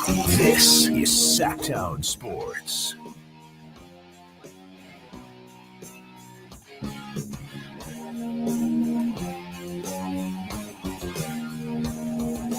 This is from Tim Maxwell, Kings Herald. Sacramento's defensive rating with Davion Mitchell. And was this from just last night, Chris, specifically? No, these stats are from the season long. Davion Mitchell on the floor, defensive rating, 115.2. Defensive rating with Davion Mitchell off the floor, 115.2. The same exact defensive rating, and Davion Mitchell, he's supposed to be a defender. And this is basically what you've always said, Chris. The issue isn't that Davion doesn't have good on-ball defense. Right. The issue is that's kind of where it ends. Yes, exactly. He needs to figure out how to be overall a better team defender. And that's where I have questions about his limitations. And I'm sorry, but it is because of his size. I just think that it's really tough when you are 6 foot or 6'1" and under to be asked to then switch on guys like Aaron Gordon, to switch on Michael Porter Jr., to maybe get switched on to Jokic. Like, that's what's going to happen in a playoff series is, most teams aren't just going to allow Davion to hound a guy like Steph Curry. Most teams are going to set screens get him off. until they get him off of him. Yeah. Exactly. And then it'll either be Steph versus, we'll say, Sabonis in a one-on-one because of the switch, or it'll be, in the Warriors case, since we're just using the Warriors, it'll be Looney on Davion. And you got to pick your poison of which, or I guess for the Warriors, it would be pick your favorite ice cream of which one you'd rather do. Would you rather take advantage of the Sabonis on Steph mismatch, or you got a mouse in the house down there with Davion on Looney? That's where he needs to improve. But I just don't think that he can. I mean, I still just will forever have burned in my brain Klay Thompson just shooting over him. Davion playing about as perfect earlier defense this as you season can. on the buzzer beater. And De'Aaron wasn't playing that game either. Yeah. And I just can't get that image out of my head that this dude is it's not for lack of try, it's not for lack of effort, it's not for lack of skill. I just think when he gets switched on to guys who are 6'7" and taller, they just don't see him. They just like his defense isn't really. Yeah, and it's a little. It would be cold blooded if I called it drill work.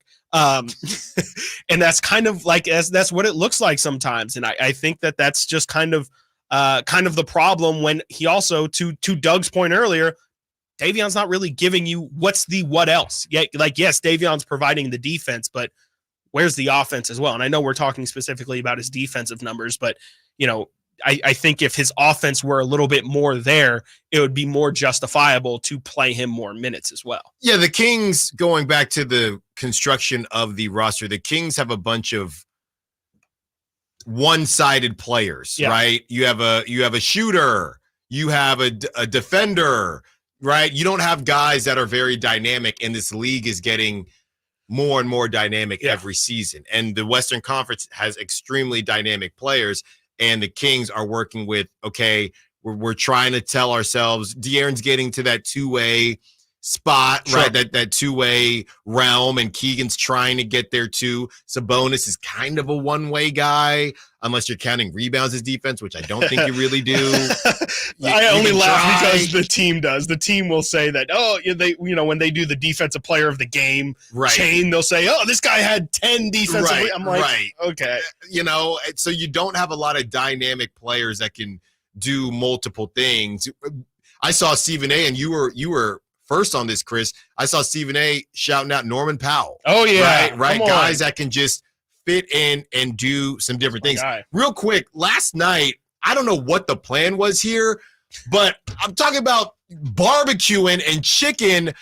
Aaron Gordon got matched up on Kevin Huerter one too many times. That's what he does. That was embarrassing. Yeah. That was because Aaron Gordon is supposed to be their non-offensive player, which I do think is the best kept secret for the Nuggets. Everybody acts like Aaron Gordon is a bum offensively, and he's their Andre Roberson. He's not. No, he is not at all. He will take care of you if the situation presents itself. Yeah. No, they get mismatches on him all the time because, like you said, people are like, we've got to put our worst defender on somebody, right? Mm-hmm. And that's the guy that they pick. And he's more than capable of taking advantage, especially in the post. Like, that's what he did all finals long, was just put guys in the post, put Jimmy Butler in the post and said, y'all can't guard me. No. I'm an actual forward. And, and you can also argue Denver's a very specific case, but, man, the defense just completely looked terrible yesterday. So we talked about Davion defensively and the Kings rating and how it doesn't improve or get worse. Offensively, though, the Kings offensive rating drops from 118 to 105.6 when Davion is in the game. And there's the problem there. It's like it's the fact that the offense does suffer so much because he's out there. And that's the thing that I don't know how you can get over, because even if those defensive numbers were different and they are the exact same as Davion off the floor as on the floor, even if they were significantly better defensively or even just a little bit better defensively, the drop on offense is the thing where, when we talk about Kevin Huerter, we only want it, like what Kevin Huerter does besides shoot is all just kind of gravy. Mm-hmm. The Kings are an offensive team. Right. And if you being out there ruins the style of play or what it is that you are out, like what the team is trying to do, that's the real problem. Like, you cannot, and the eye test checks as well. Like, when Davion's out there, he's standing in the corner. A lot of the times he's the last option for the Kings offensively, and the ball will end up in his hands, and he'll shoot that corner the three. other team wants. It's exactly what they want. And then,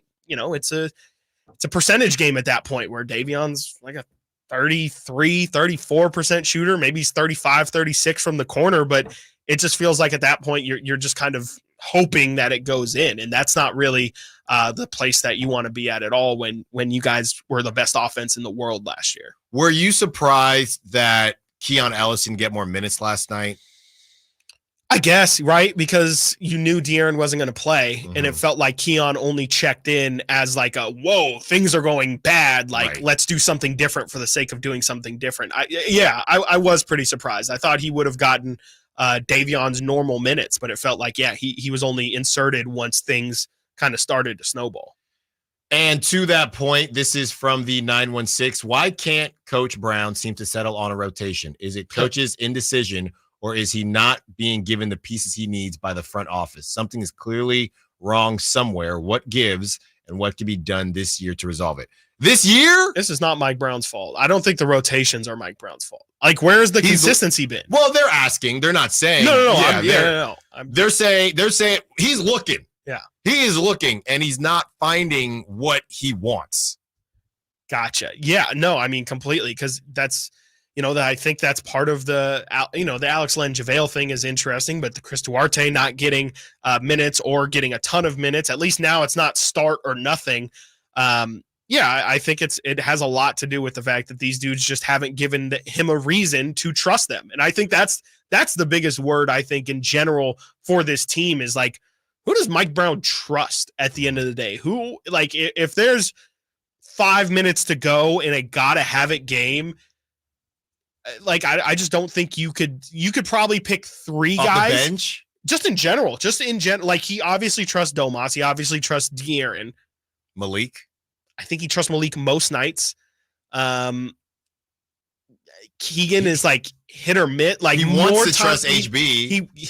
I think that's honestly what it is. I think there's a list of guys that he wants to trust, right? But he just can't. And I think that list is just as long, if not longer, than the list of guys that he certifiably does trust. Because I even think Malik in moments where it's, Malik is good, not necessarily in spurts, but Malik's good in moderation.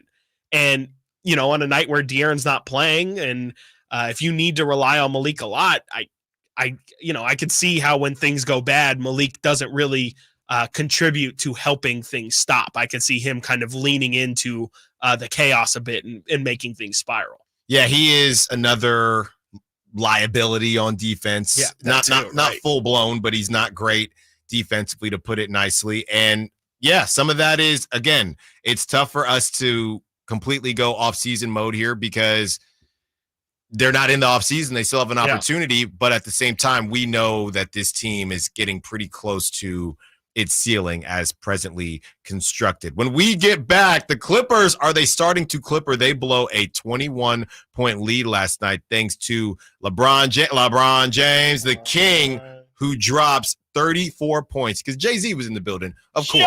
Stiles and Watkins, Sactown Sports.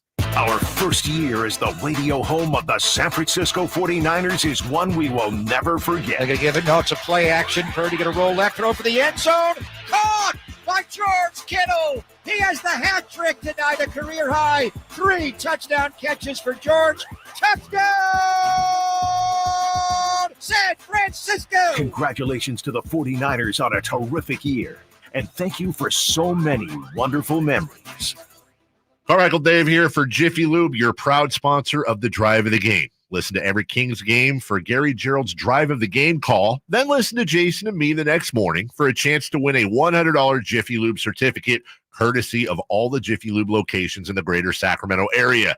Jiffy Lube, your place for oil changes, wiper blades, tire rotations, and more. Hey, for valuable coupons and a location near you, visit jiffylube.com. 1 ticket, 2 shows, the Sacramento Boat Show and Off-Road Exposition, plus the Big RV Show. Multiple dealers discounting all the best brands. Hundreds of wakeboard boats, travel trailers, pontoon boats, fifth wheel, personal watercraft and ATVs, toy haulers, fishing boats, motorhomes, and more. One massive event. The Sacramento Boat Show and Off-Road Exposition, plus the Big RV Show. March 7th through 10th. Find discounts at 2hugeshows.com. Maida Chevy has 2.9% APR financing on every new 2020 Ford half-ton Silverado in stock. 2.9 for 72 plus great Maida Chevy savings on new Silverado. Online at MaidaChevy.com. Together, let's try. Guys, want to lose weight, improve your performance, and increase your drive? Book your free T-check and free exam at Revive Men's Health Sacramento. Now also offering affordable, cutting-edge weight loss medications. Call 916-277-8599 or visit ReviveMen'sHealth.com. Capital Casino has been serving the greater Sacramento area in the same convenient downtown location for over 20 years, with plenty of close-by, well-lit parking monitored by security staff and offering the most variety of table games in the region in a safe and friendly environment. Best food, best service, and the best action. That's Capital Casino. For more information on tournaments and gaming, check out their website at capital-casino.com. And please remember to gamble responsibly. 1-800-GAMBLER. At aimyourdigital.com, we'll help you target the right audience, build your leads, and crush your quota. Take your business to the next level. Our digital marketing strategies help grow awareness of your product or service, all while building trust in your business. Our approach involves leveraging multiple tools and strategies to deliver exceptional results that are customized to your unique business needs. Don't wait to run out of sales leads.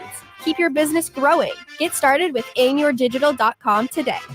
Discover your dream home at Subcontractors United, your source for all home improvement needs. A talented team of home services experts is ready to make your projects a breeze. No more endless internet searches. Find your contractors in one place. Enjoy stress-free service absolutely free, with no hidden costs and no account to set up. Transform your living space into something extraordinary. Visit Subcontractors United today and experience the joy of hassle-free home improvement. Dream big at subcontractorsunited.com. Hey, Sacramento, guess what? It's an extra special year, a leap year, and we're making every second count at Elk Grove Kia. Get ready to leap into savings like never before. February might be the shortest month, but our deals are anything but short on value. We're slashing used car prices so you can take home your dream Kia today. And speaking of dreams, leap into this deal with the Kia Forte for just $19,988. It's sleek, it's stylish, and it's waiting for you to drive it home. But wait, there's more. Lease the stunning Kia Seltos for only $199 per month. Yes, you heard it right. A brand new SUV for just $199 per month with approved credit and a down payment of $3,595 plus taxes and fees. This deal is too good not to take the leap. Drive away in style with the Kia Seltos. But hurry, our inventory is limited and these deals won't last forever. Visit us at Elk Grove Kia, conveniently located in the Elk Grove Auto Mall, or check us out online at elkgrovekia.com and leap into savings today. Only at Elk Grove Kia. I just can't control my feet. Coming to the venue at Thunder Valley, March 30th. World One presents The Jacksons with Sister Sledge. Tickets available now at the Thunder Valley box office, Ticketmaster.com, and world1presents.com.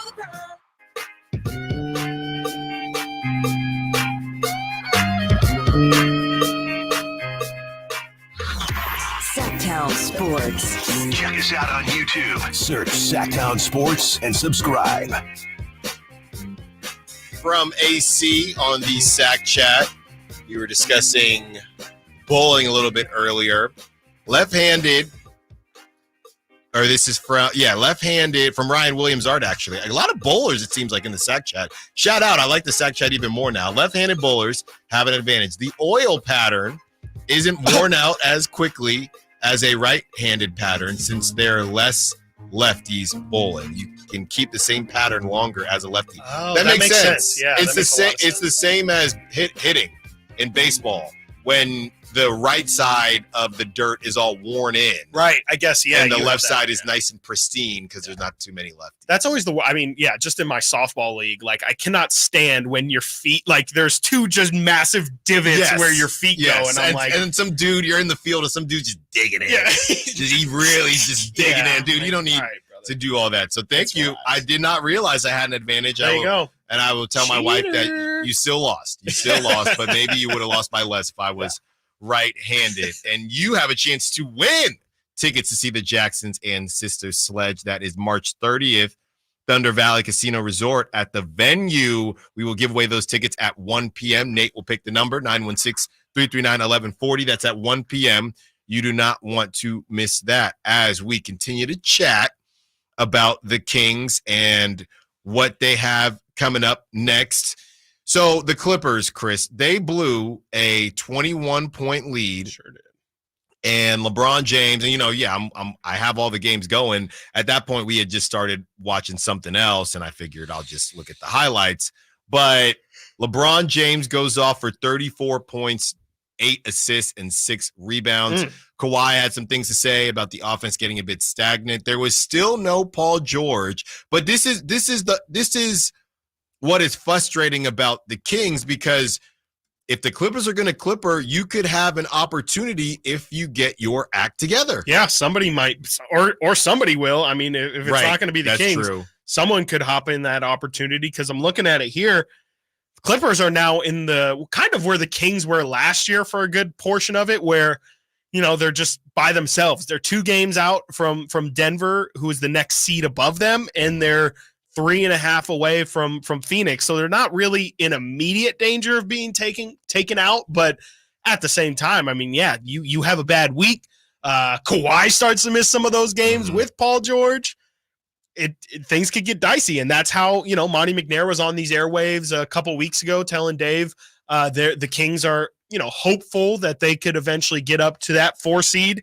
Sounded crazy at the time, but if the Clippers are going to leave that thing open, man, it would be a massive missed opportunity for, again, if it's not the Kings, somebody should try and sneak up on that number 4 seed if it's going to become available, because that is an ultimate bag fumbling if the Clippers just lose what would essentially be like a 5-game lead they had at one point at that spot. So. Yeah, and to be honest, you're looking at, 24 games left now, and the Kings are 24 games left. That's a lot of tricking off for the Clippers, and that's a lot of good wins for the Kings. True, too. You're 4.5 games back of the Clippers in that 4 seed. So I think the more realistic conversation should be about whether the Kings face off against the Clippers in that 5 seed. And due to what you've seen the Clippers do, are the Clippers starting to return to the Clippers of old, or is it, hey, they're not playing these games with Paul George, so they get Paul George back, and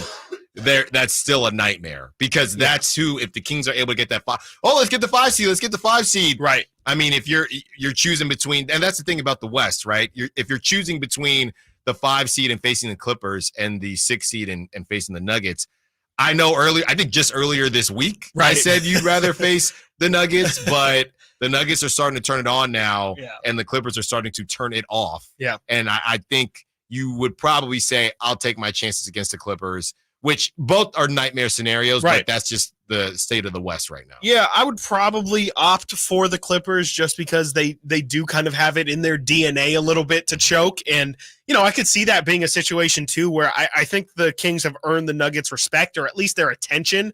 The Clippers probably would at least go into game 1 feeling like, we could probably coast through this. The Kings aren't really anything we need to fret about. We've killed the Kings all season long.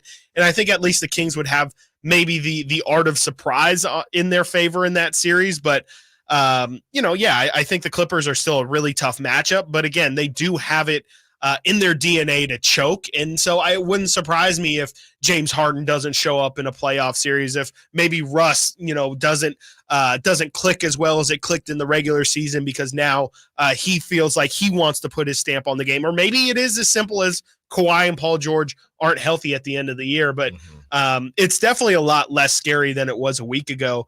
But the thing is, it can always change too. The Clippers have probably 20, they've played 57 games, so they have 25 games left. They can definitely turn it back on as well, and become just as scary as they were earlier. So it is dependent on how they're playing at the end of the season, but the fact that Paul George has now missed a couple games, the Clippers have now lost 2 in a row. I think it's a positive sign for whoever ends up at that 5th seed, honestly. Yeah, and there is no there is no right answer. Okay, the bottom line is you got to play All your teams best are basketball. tough, right? You got to play your best basketball. You're going home. Yeah, that's it. But as far as who you believe in, obviously the Nuggets have done it. Kawhi did it on a different squad in a completely different time in our lives, and Paul George and James Harden, they haven't done it yet. So you'd have to go with. I mean, you got Ty Lue, and a lot of people like Ty Lue as a coach, and either way, it's truly pick your poison. In the Kings, going to LA would be a lot better than those other places, though, for the Kings, for sure. Like, I mean, just that short little trip to LA is a lot better than Denver, a lot better than OKC and Minnesota. No thanks. Yeah, I mean, you already know, and the Clippers fan base, if you're talking about strength of fan bases, I would definitely take we already the invaded that. We place, already man. invaded that place. You heard like the beam chants. That's not happening in Denver. No, that's not happening in Minnesota at all. Yeah. At all. You know, the broadcast always pans to a couple Kings fans. They were looking. Yeah. They were looking last night in Denver. You know, that's their baby. They're not Clippers. It's a completely different situation. That's a reason I basically just thought about as far as why you would maybe take the Clippers over the Nuggets, but that's not that high on the list. But there are a lot of different reasons. But LeBron James and the Lakers trying to make a move as well. That now puts them, they're in the 9 seed right now, a half game ahead of the Warriors and 2 games behind your Sacramento Kings. Let's not do that. That's a problem. That's a problem for That's me. scary. That's definitely scary, especially because, you know, the Kings got Minnesota on Friday, right? And that's another game in which if you don't handle that, Lakers, I'm sure, you know play who the Lakers have tonight? It's going to be like the Grizzlies did give Minnesota a little scare. Okay. It's worse. Spurs, Blazers, the Wizards. Oh, gosh. Oh my goodness. So you think LeBron is?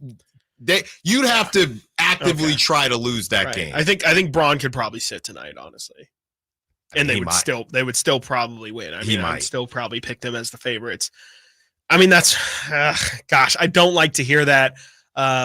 Yeah, I mean, that's where things get scary. That's why, us yesterday, we had a bit of trepidation, I guess, if you will, about where the Kings are kind of starting to position themselves, man, because things can happen real quick. I think Dave tweeted out on Monday, like, there's a chance that by the end of this week, the Kings are sitting in the 10 seed, and it sounded pretty insane at the time. But, yeah, I mean, Kings lose their next 2 games or their next game. I guess they don't play again. I don't believe they play Chicago until Monday, but it's like things can happen really, really quick. I will say this, even though the Lakers, they beat the Clippers last night and they have the Wizards tonight, listen to what they have. This is actually insane what they have coming up next. It's going to be easy, isn't it? No. Okay, good. No. Okay, that's why I'd say if the at Kings least glad. The Kings should be able to at least stay where they're at. That's good. And hopefully we're talking about moving forward. This is what the Lakers have coming up next after the Wizards. They host the Nuggets. They host the Thunder. They have the Kings straight up. They host the Kings. A big game. They host the Bucks. They host the T-Wolves. Then they go to Sacramento. Okay. Then they host the Warriors. Then they host the Hawks. Then they host the Sixers. Then they host the Pacers. Then they go to the Bucks. Then they go to the Grizzlies. Then they go to the Pacers. My God. So they got a gauntlet coming up. This month is going to be a rough one for the Lakers. You know what I love, though, is that the Kings hold their own destiny in all of that. The fact that they play them twice, it's going to be it's directly going to be on the Kings because, I mean, the Lakers definitely have a tough month, but if the Kings don't handle those 2 games, which I mean, the Kings have played really, really well against the Lakers these past couple years, but just on the off chance that they don't win those games, that's how things can get really, really close. But that is a brutal schedule for the Lakers. I'm shocked that the NBA has not tried to help them more by giving them just cupcakes down the stretch. Well, a lot of those games are at home. That's the least that they could do. When we get back, Kings Q&A with Brendan Nunez, Frankie Cardicelli, they put a piece out. We will answer some of the fan questions as well that you pose to Brendan and Frankie. Stiles and Watkins, Sactown Sports. Last season, the Sacramento Kings gave us a little bit of everything. A Pacific Division type, GM of the Year, Coach of the Year, Clutch Player of the Year, All-Stars and All-NBA performers. Plus, we got to light the beam. Here's a steal by Fox, the breakaway. He's got the rip with the left hand. What does this season have in store? Find out. Each and every Sacramento Kings game can be heard right here on your proud home of the Beam team, Sactown Sports and SactownSports.com. Dr. Ken Howachek and kinesiologist Kelsey Graham discuss the Good Feet store. The foot has a lot of detail. It has a lot of complexity. There's a lot that can go wrong. A lot of problems start in the foot and end up elsewhere. Knee pain, hip pain, back pain. When aligning the feet properly, we can see relief elsewhere. And that's the beauty of the Good Feet arch support. It can place the feet into their ideal position and gives them the balance, the support, the comfort, and the relief of the pain. The bottom line is that the Good Feet arch support can be a highly effective pain relief solution when nothing else has worked. The feet have a really big impact on how the rest of the body moves. The knees, the hips, the lower back especially. If the foot isn't properly aligned, all of these joints are going to function incorrectly. That results in a lot of muscle tension and chronic pain. What I really like about the Good Feet system is that the right arch supports can put the foot in its proper alignment. So all the joints up the rest of the body will be aligned properly as well. And when the body's aligned, we can reduce the risk of injury and chronic pain. Visit the Good Feet store in Sacramento, Roseville, Modesto, Stockton, and Vacaville for a free fitting and test walk. My wife and I both, we ended up mildly sick for a few months, and the nasal congestion was probably the worst part. I had like a post-nasal drip, just super congested all the time. We were taking everything we possibly could, but nothing really worked. Kyrie was miserable until a friend recommended Navage. Navage offers immediate drug-free congestion relief, flushing your nasal passages with refreshing saline and sucking out mucus, germs, and other airborne irritants. Don't live in misery this cold season. Use Navage so you can breathe easier, sleep better, and feel your best right away. The biggest thing Navage has done has completely cleaned out my nasal passages. It was from the first use. I was able to just clear out anything that was stopping me from breathing correctly. Navage helps me clear the way, literally clear the way for me to operate better in the rest of my life. Experience the Navage difference yourself. Navage is available at Navage.com or at Walmart, Walgreens, CVS, and Rite Aid. Navage, N-A-V-A-G-E. When the unexpected happens, trust AutoAccident.com. Loyalty and compassion set them apart. They're with you every step of the way. AutoAccident.com. That's AutoAccident.com.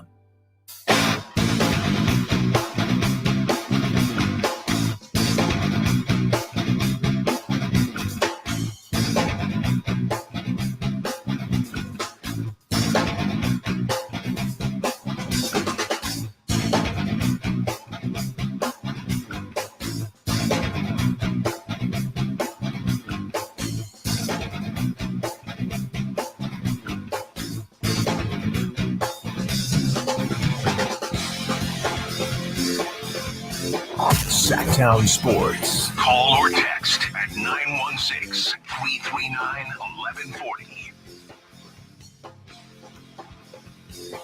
There was a Q&A on SactownSports.com. You can check it out. A collab with Brendan and Frankie. Brendan Nunez, Frankie Cardicelli, our Sactown Sports Kings insiders. And we have picked a couple questions and tweets that we thought were interesting and want to react to them ourselves. Obviously, if this sparks anything for you, all guests and callers join us from the Folsom Lake Honda Hotline. Folsom Lake Honda, your one-stop Honda shop, 916-339-1140 on the text line as well as the Sac Chat. Chris, get us started here. So this question was presented to Brendan and Frankie by @DistantMeadows on X, I believe. They ask, how do you see the Kings ending the season, both realistically and optimistically? Well, I saw Frankie in the Sac Chat yesterday answering a question in the roundtable, and he said that the Kings could get a 6 seed and push for the 4 seed. That was before tonight, last night, which I think most of us had slated as a loss anyway. It's just about what they do after this. Optimistically, you get the 5 seed. I think it's possible. Obviously, they're 1 game back, but realistically, I'm sticking to what I said when we did our predictions after the All-Star break. I think they're going to get the 7 seed. I think they're going to host a play-in game, and hopefully they win that game. Yeah, I would say optimistically, I'll say a 5 seed as well. I'm sorry, Monty. I just don't see the 4 seed in the cards. I think that would take a lot. You just kind of outlined it in that last segment. It would take the Clippers both struggling for a really long time, and then the Kings beating. The big part would be the Kings beating teams that they're probably not supposed to beat. 4 games in 4 games to make up. You're back in 24 games left. Yeah, that's a pretty epic collapse. Yeah. So yeah, it just feels like the 5 seed is probably the cap for optimism. And then realistically, I'm starting to feel 8, man. I just think of all of those teams, it just feels like the Kings, things are not going their way. I don't think they'll fall. You just listed the Lakers schedule, even though it is a tough one. A lot of home games for the Lakers. I think the Lakers will probably stay at that 9 seed, and I think the Warriors will probably stay at the 10. So I actually think it's probably gonna move around a lot, but I think it'll probably settle right where it's at right now. If I had to guess. That man. So now I'm looking. Obviously, you can't do the 1 and 2 seed, but you would have. I mean, look. The one way to look at this is if you get out of the play-in, right? If you can be if it's the Mavericks or whoever, then tell them what they won, Johnny. You would get the Thunder, who have the least amount of experience. That's true. Yeah, I mean, I'd rather. I don't want to go in the play-in, but I would take facing the Thunder before facing the Nuggets in that 6 seed. Sure, right. If you can get out of this, is probably an unspoken thing. Yes. Between the Lakers, the Warriors, probably the Kings too, and probably everybody in the play-in. They don't want to be in the play-in, but they would probably all rather face the Thunder or the T-Wolves rather than Nuggets or Clippers. Yeah, absolutely, actually. And it might even become spoken. Like last year we heard the Lakers are aiming to try and position themselves to play the Kings in the first round. Mm-hmm. I mean, it's part of the game. Like OKC, it's not hard to do the math and understand that those two teams have less experience than the other two. And so, I think that as well. And I feel like if I'm the Kings, that's exactly what I would want them to do, is to position themselves to play one of those two teams, because I feel a lot better, like significantly better about their chances against OKC or Minnesota than Denver and LA. But how good do you feel about if you say 8 seed going to Dallas and take it on Kyrie and Luka? Not good at all. Not good at all. That's the problem. Yeah, exactly. And I would not, again, what's your prize I guess it wouldn't be a prize, but if you lose that game, then you got to play the winner of Lakers or Warriors. And that's at that point. Good luck with that one, pal. At that point, the end of the season was probably so herky-jerky. I cannot see them getting out. Yeah. I just can't. No, it would be, I agree. It would be, you would have to be an optimist to say it, because there's just when you factor in the track record of this team's history, forget even like 16 years history, like even the last 2 years, the amount of gotta have it wins in which the Kings have actually came through and won. I mean, it's maybe 1 or 2, and I can't tell you what those 1 or 2 is. I'm just assuming that they happen, because it feels like every single time they have a easy, or not even easy, but just a game in front of them that has even a little bit of heightened importance. Yeah. It's not going their way. So I mean, I would not like to end up in the play-in. I don't think it would end up well for the Kings in the play-in, but if for some miracle it does end up going well for them in the play-in, it's not the worst result to have to play those two teams. Next question here is from George S. Muller, 22. He says, George asks, who do you think the Kings have who do you think, we kind of just answered this, but who do you think the Kings have the best chance against in the playoffs / play-in? I guess let's just do play-in. Yeah. Exactly. Do you want to say the Pelicans? Because I don't want to say the Pelicans. Do you want to say Dallas and Kyrie and Luka? I would say. You want to say the Suns? I'd say the Suns. Okay, so yeah, we'll do this in 2 tiers as well. We'll do the 5 through 8 tier, and then in that 9-10 matchup, if the Kings do end up there, Lakers Warriors. That we'll first do that. So, first tier, you literally can't say the Pelicans. Can't say the Pelicans. You just can't. Luka is just out of his mind, and I've seen Devin Booker crumble. I've seen Kevin Durant. Yeah, he's not the same Kevin Durant. I'd probably have to say the Suns, which sounds crazy. I think I would too. I mean, they've probably disappointed more than those other teams. Like, I think Dallas is right around, if not even, I mean, Dallas wasn't in the playoffs last year, so they're probably better, feel better about this year. Like, they're on an upward trajectory.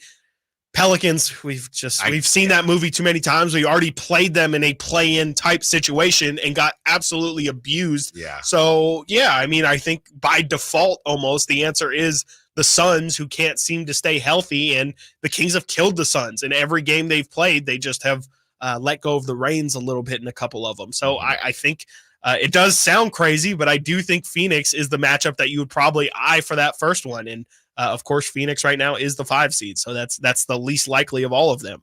And then in that 9-10, Lakers Warriors, is there even really a difference? I mean, I guess I'd rather play the Warriors. You have the length, like the experience of playing them 105 times over the past 2 years, so at least there's that. Technically, you should want to rather see the Warriors, right? They're smaller. I just thought about the fact that they might eliminate you again, though. But that's what I'm saying. Yeah. They're smaller. They don't defend as well as the Lakers. Right. You know, this is basically a new version of the Warriors with a lot of Kuminga and a lot of Brandon Pajemski and Clay off the bench. You should say the Warriors, but I just don't think I can say the Warriors. I'd rather see the Lakers. The Kings kill the Lakers too, and the Warriors do play their A game every time. Yeah, you can't invite that man into your house. You can't do it. No, not after last season. You're not wrong at all. I can't do it. You'd have to. I'd rather face the Lakers. I don't like that. I think you're completely correct. I don't like that there doesn't seem to be a good answer, right? There is no good answer. But that's why I said any of them. In the crosstalk, when I asked Whitey about, is this the most stacked Western Conference? And he said, I don't know how many great teams there are. I don't know if there needs to be that many elite teams. Right. Just look at what they're so high, right? Yeah, basically saying there he was saying the ceiling of these teams isn't as high as some of the ceilings that we've seen before. Was it Whitey or you that referenced? Was it the KD Warriors era with the Rockets and teams like that? I think that was Whitey, because I know. The Rockets, a lot of people say any other year they would have won the whole thing. Yeah. Even the Spurs with Kawhi at that time. But this is crazy right now, man. No, this is nuts. This is absolutely insane. The fact that every single night is just a bloodbath. And the standings are as close as they are. Like, even the fact that the Clippers, you can even realistically say, can potentially fall. It's just nuts. And then this one is an interesting question here.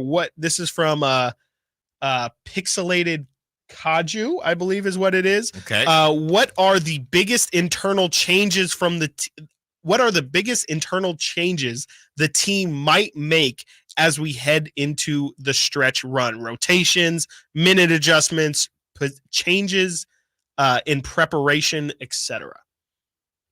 So really, I guess the question is just, do you see anybody entering the rotation, solidifying themselves in the rotation?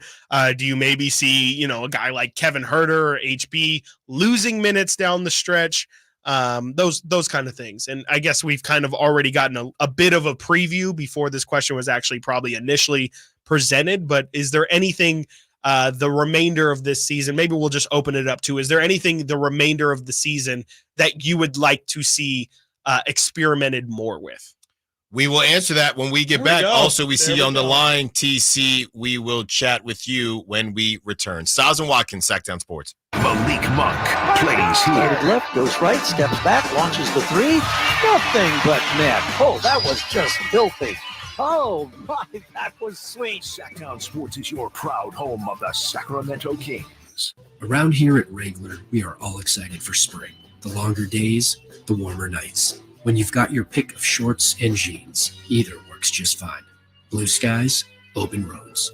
Wrangler, for the ride of life. And paid for by America First Tax Group. Attention, if you or your business is behind in filing your tax returns, or if you owe over $10,000 in back taxes to the IRS, please listen carefully. The IRS does not joke around and will not stop their collection efforts. If you're tired of the IRS letters, levies, liens, or wage garnishments and would like to get a fresh start, we can help. Due to the financial hardships in the country, the IRS is making it easier than ever to settle tax problems for those who owe more than $10,000. We can help settle your delinquent tax problems, end all collections, and may even reduce your back taxes significantly. Even if you can't afford to pay your back taxes, you can still get the help you need. We've helped thousands of taxpayers just like you. But you must call 800-257-0663 today to stop your tax problem from getting worse. The information is free and the help is real. Call 800-257-0663. That's 800-257-0663. Again, 800-257-0663. Thousands of years ago, ancient civilizations used leather for water skins, armor, and sandals.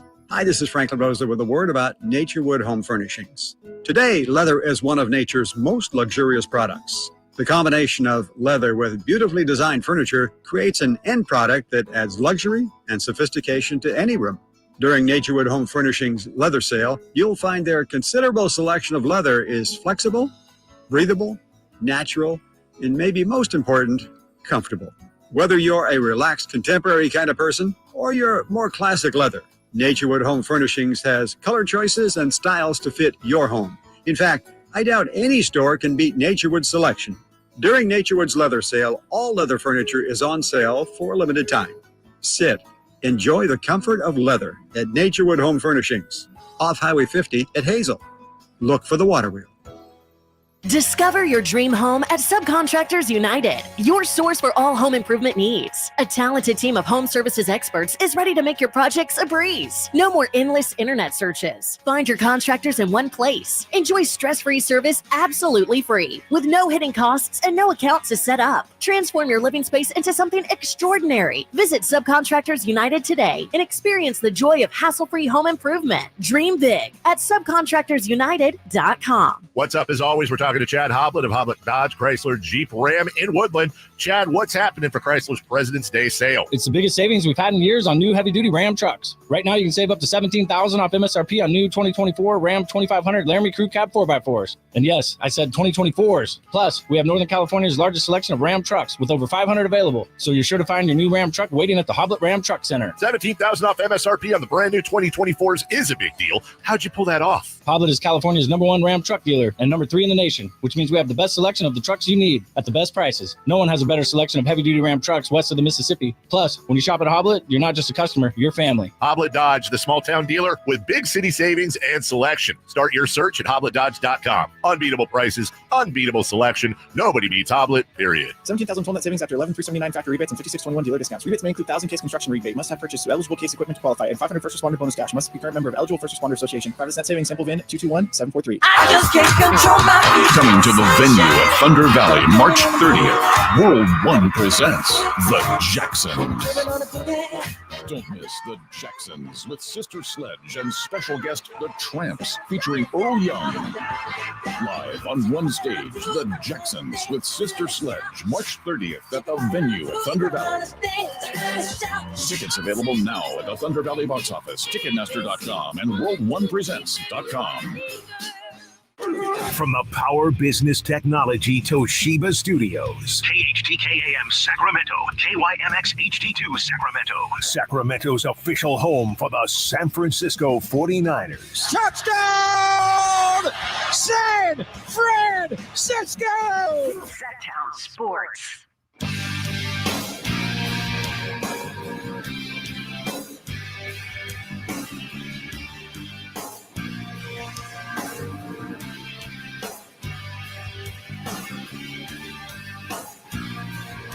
Live and local. Live and local. This is Sactown Sports. Before we answer the final question that we highlighted from Brendan and Frankie's Q&A on SactownSports.com, we will hear from TC. And the same number that TC used, 916-339-1140, is the same number you will use in an hour to win tickets to see the Jacksons and Sister Sledge, thanks to Thunder Valley Casino Resort. That is March 30th, and that all happens for you at 1 p.m. I gotta say, Alan, that was a sick transition you just dropped. Thank I you. think people need to respect that you just did that, and I appreciate that. Thanks. I appreciate you, Nate. Let's hear from TC and what he's got to say about those Kings. What's up, TC? What you got for us? What's up, my two guys, man, Chris and Stiles? Man, last night was pretty rough, man. Man, you know what? It was pretty rough. But you know what, though, Stiles? Chris, man, look, check it out. Right now, the Kings, what they need to focus on right now as a team and as a unit, as a coaching staff and as an organization, we're not talking about who we should play. Oh, I'm not trying to play this person. However we get in, man. We trying to shoot for the 5th or 6th seed. You're not going to jump into the top 4. That's just reality. But right now, we're shooting for that 5th or 6th seed. If we can't get the 5th or 6th seed, and we got to go to a play-in, we're not afraid of anybody. Don't go into this playoff thinking, wait, I don't want to play this person. I don't want to play that, because that's what this team has been doing all season. It has got us nowhere. Like, hey, we could just show up, shoot a bunch of threes, and we can beat people. It's not going to work that way, bro. We can't even counter off that. Like, we don't even have a counter. We're like a live by the 3, die by the 3 team. I always call and talk to you guys about that, and I don't know why Mike can't see that. I understand the free flow offense, but sometimes it doesn't make any sense to me, because I'm like, if the shots aren't falling, why aren't we cutting? Why aren't we like, what's the counter off of that? It seems like if we're shooting like at a high rate and the threes are falling, everybody's flying up and down the court, shooting threes and making it, we're a fun team, everybody's happy. But when it's not falling, bro, it's like everybody's continuously shooting threes, and then we end up losing the game like we did last night when that was a winnable game. But don't go into this playoffs afraid of anybody. If we get in on a plan, we got to get in as a plan, and let's make some noise, bro. Seriously, that's all I got. Thanks for the call, TC. Yeah, and obviously the Kings, they're not going to say out loud, we don't want to face this team or that team. It is a good note on the free flow offense, because we do have some sound from Coach Mike Brown on the Keegan situation. So I don't know how you viewed this, Chris, but there was some back and forth with people because Keegan was on a heater, and in the second half, he didn't really get the ball. So things got out of hand at the same time, but people were upset at either Keegan's lack of aggressiveness and or the fact that nobody's feeding Keegan the ball. I've joked about Chris Duarte just chucking right after. But that, if you talk to Coach Mike Brown, he's not going to say, yeah, we need to get him the ball. We've asked about Harrison Barnes, and he says it all happens within that free flow offense. Yeah. No, yeah. I mean, it's definitely interesting just kind of to figure out the balance of the free flow offense and how do you work in when somebody's feeling it? Like, is it okay to get out of your free flow to just kind of try and funnel things through a specific player because they have it going in that moment? I think it's they do it with De'Aaron in the fourth. Yeah, they do. That's really the only time in which it feels like they're just hyper feeding somebody, or just like saying the ball's in your hands and wherever it goes from there is on you. They definitely do it with De'Aaron in the fourth, and it worked last year. I thought it was a risky way of living. I think that they could definitely be better at it, at just attacking mismatches in general. That's how playoff basketball is supposed to be played. But, I think it's part of the development process of this team. I think it's definitely something they need to address, but at the same time, if that's what your offense is, if your offense is equal opportunity, it's on everybody else to step up, because it makes it hard for other teams to lock in on Keegan. If, okay, Keegan's doing great, you can double Keegan. That just means now Kevin Huerter should be open, and Kevin Huerter needs to be able to capitalize, or HB needs to be able to capitalize. So I think really the bigger problem is when Keegan's hot, it's that nobody else is taking advantage of it. And I think that's really where they fail, because, you can only feed somebody so much, and Keegan's game isn't really that you can just give him the ball, clear out, and say, all right, man, take your guy one-on-one. Everything would kind of need to be set up for him. Yeah, that's fair. Especially in a game without De'Aaron, I think that's why maybe people were saying we need that other scorer to do his thing, but need a play. He's not. Keegan isn't a creator yet. Yes, exactly. I'll tell you this though: We're about to hear from Coach Mike Brown right now. Me and you, we were going back and forth about Keegan finishing. He's Can the you worst give me finisher something? in the league. Well, last night he had some moves at the bucket, Chris. He dunked. He had that No, dunk. he had a couple layups too. Yeah, he had a nice little scoop layup. No, that he had looked two of them. little- I remember I was little counting because I couldn't funky. remember to tell you. I Yeah. couldn't forget to tell you Yeah. today. So he's getting there. Yeah, he's it's not finishing there like yet. how somebody should finish in the NBA. We're Let's- getting there. Let's hear from Coach Mike Brown on Keegan's aggressiveness. Yeah, I've had, and I will continue to have conversations with Keegan. We want Keegan to be aggressive because we feel like his development is necessary for us to continue our climb as a team. And so not just because of tonight, but, going forward, I'm always going to tell him, hey, be aggressive. Just because this guy's in the game or that guy's in the game, you go ahead and you take the lead. If you see any opportunity to take advantage of the defense or your defender, we're all for it. It's never going to be, we probably should have gotten. I think maybe once or twice I've heard him say, we probably should have gotten X player the ball more. You just don't hear it. Yeah, no, definitely. I think I do think that a big problem for it is besides De'Aaron and Malik, like you mentioned shot creators, you can't just feed Keegan. Keegan's not Paul George. He doesn't have a handle on him where he can, create space and then pull up from three. We've seen that he has that nice little drive and step back move where he'll go between the legs and then pop back out to the three. That's really like the best space creating move that he has. He just doesn't have that deep of a bag, if you will. And I think that's kind of where this team struggles too, is besides De'Aaron and Malik, you just can't really feed anybody. Like if Kevin Huerter or Keegan is on fire from the perimeter, really the only plays you can run for them are plays in which they're coming off of screens and getting open that way. They're not really your traditional ISO guys. And so, I think it's always going to be tough until they pick up another guy who has that you can just say, you're on fire, let's feed him. Like you're going to have to figure out, how you can run plays, how you can maybe run some sets that get those guys open. But I just don't think in the traditional sense, you can just say, let's give Keegan the ball more. Yeah. It's easy to say that when you're just watching and thinking, where is Keegan gone? But everybody is essentially trying to get going because everybody's just trying to make up for the lack of offense with De'Aaron Fox out of the game. Unfortunately, it was not enough last night, and we're going to slowly but surely start to turn the page here to tomorrow's contest against the Minnesota Timberwolves, who the Timberwolves have it feels like they've been in a gauntlet lately with who they've had to face, and they've been in a lot of tough games. It looked like Anthony Edwards was going to be out, and he was writhing in pain, and he ended up coming back in the ball game.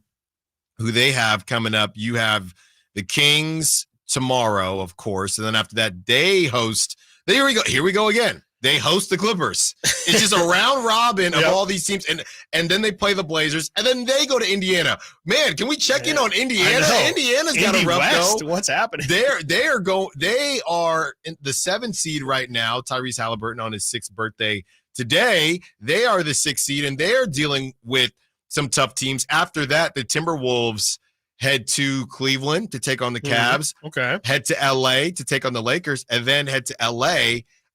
Or they stay in LA to take on the Clippers. So all of these teams, and that's why I think the strength of schedule for the Kings, not that it matters anymore, fell down to 11th. Mm-hmm. That's where they're at right now. Yeah. And all that doesn't, the strength of schedule thing too, I've figured it or realized something last night that was only taking into account like winning percentage, but it doesn't take into account, when Jake was talking yesterday about the Nuggets, they don't have a back-to-back the rest of the year. This was their or I think either last night was their last back-to-back or tonight is the completion of the back-to-back, but it doesn't factor in things like that, how many home games you have left. So, there's probably some strength of schedule metric out there that takes all of that into account. But when you hear X team has this strength of schedule, it really doesn't paint the full picture. And so that's the thing that I've realized here recently is that even though it says I think like the Nuggets had one of the easiest schedules. It doesn't really factor in all of the things that go into it. So, the Kings do have the 11th toughest schedule, but they have 16, 17 more home games left of those 24. And so, it's going to be against tough opponents, but at the very least, you're chilling at the crib. So there's that too. Yeah. The Kings have moved up to 9th in toughest schedule. So Phoenix is still at number 1. And after that, the Lakers are at number 7. But to your point, a ton of those games, as we just checked, are at home. After that, not that it really matters. The T-Wolves are at 8. The Clippers are at 11. And if you're wondering, why aren't you saying any other teams that are in the play-in playoff battle, that's because they're all beneath those teams, including the Kings, in strength of schedule. You have Dallas at 18. Wow. Dallas is at 18 as far as strength of schedule. So good. They have an easier schedule for sure. Yeah. Golden State's at 24. Yeah, so that's not. But no Wiggins. With no Wiggins, though. With no Wiggins, though. And you have New Orleans at 14. Yeah. Yeah, I mean, it almost kind of balances out, it sounds like what we have here is the best team might end up just winning it out. It might not have anything to do with schedule, might not have anything to do with, rest advantages or anything like that. Sounds to me like everybody has a pretty difficult stretch in front of them with some good teams and probably some bad teams that they should win. And when everything is as close as it is, literally like the 7, besides the Kings, the 7, 5, 6, and 7 are all separated by a half game. Whoever is the best of those teams, I think, is just going to naturally rise to the top. And, again, the door is not closed on the Kings. It's just, it feels like they are putting themselves, quite literally behind the 8 ball here as they are the 8 seed. They're putting themselves in the toughest situation. And frankly, they're the team that I think just about everybody would say they trust the least of all of those teams. Yeah, it's the lack of quote unquote star power, right? Yes, and the Western Conference is loaded with stars up and down from the 1 seed all the way down to the 10th seed. When we return, Andrew Wiggins takes second leave of absence. How would you feel if somebody on the Kings did this? Where is the line for someone just being a human versus a player making a lot of money and in the public eye? Stiles and Watkins, Sactown Sports. Did you miss any part of our live local shows? Don't worry, you never have to miss them again. Check out SactownSports.com and search our podcast page and play our shows when you want. The Carmichael Dave Show with Jason Ross, Stiles and Watkins, and the Drive Guys. Plus, other podcasts like Return of the Empire, Return of the Roar, the Stingers Up podcast, and Golf to Go with Frank LaRosa. They're all available right now on SactownSports.com.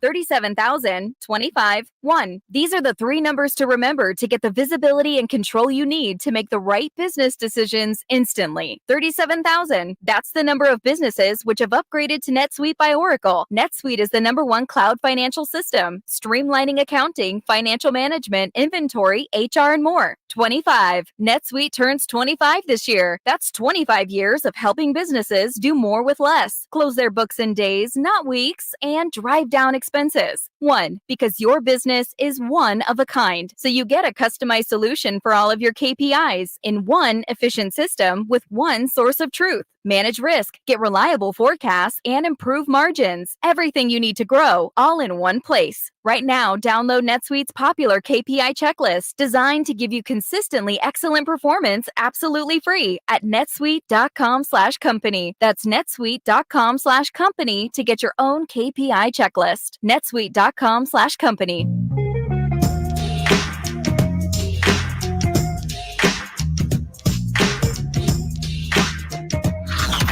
Sactown Sports. Check us out on YouTube. Search Sactown Sports and subscribe. It's not Groundhog Day, but it is the second time in 2 consecutive seasons where Andrew Wiggins is taking a leave of absence. There was a lot of rumors circulating last season about Andrew Wiggins' personal life. Also heard about his father being ill. Some people would say, hey, who cares? It's none of our business. But Andrew Wiggins is taking his second leave of absence. I guess it started 2 games ago, I believe, for the Warriors. And to me, Chris, it just doesn't happen a lot.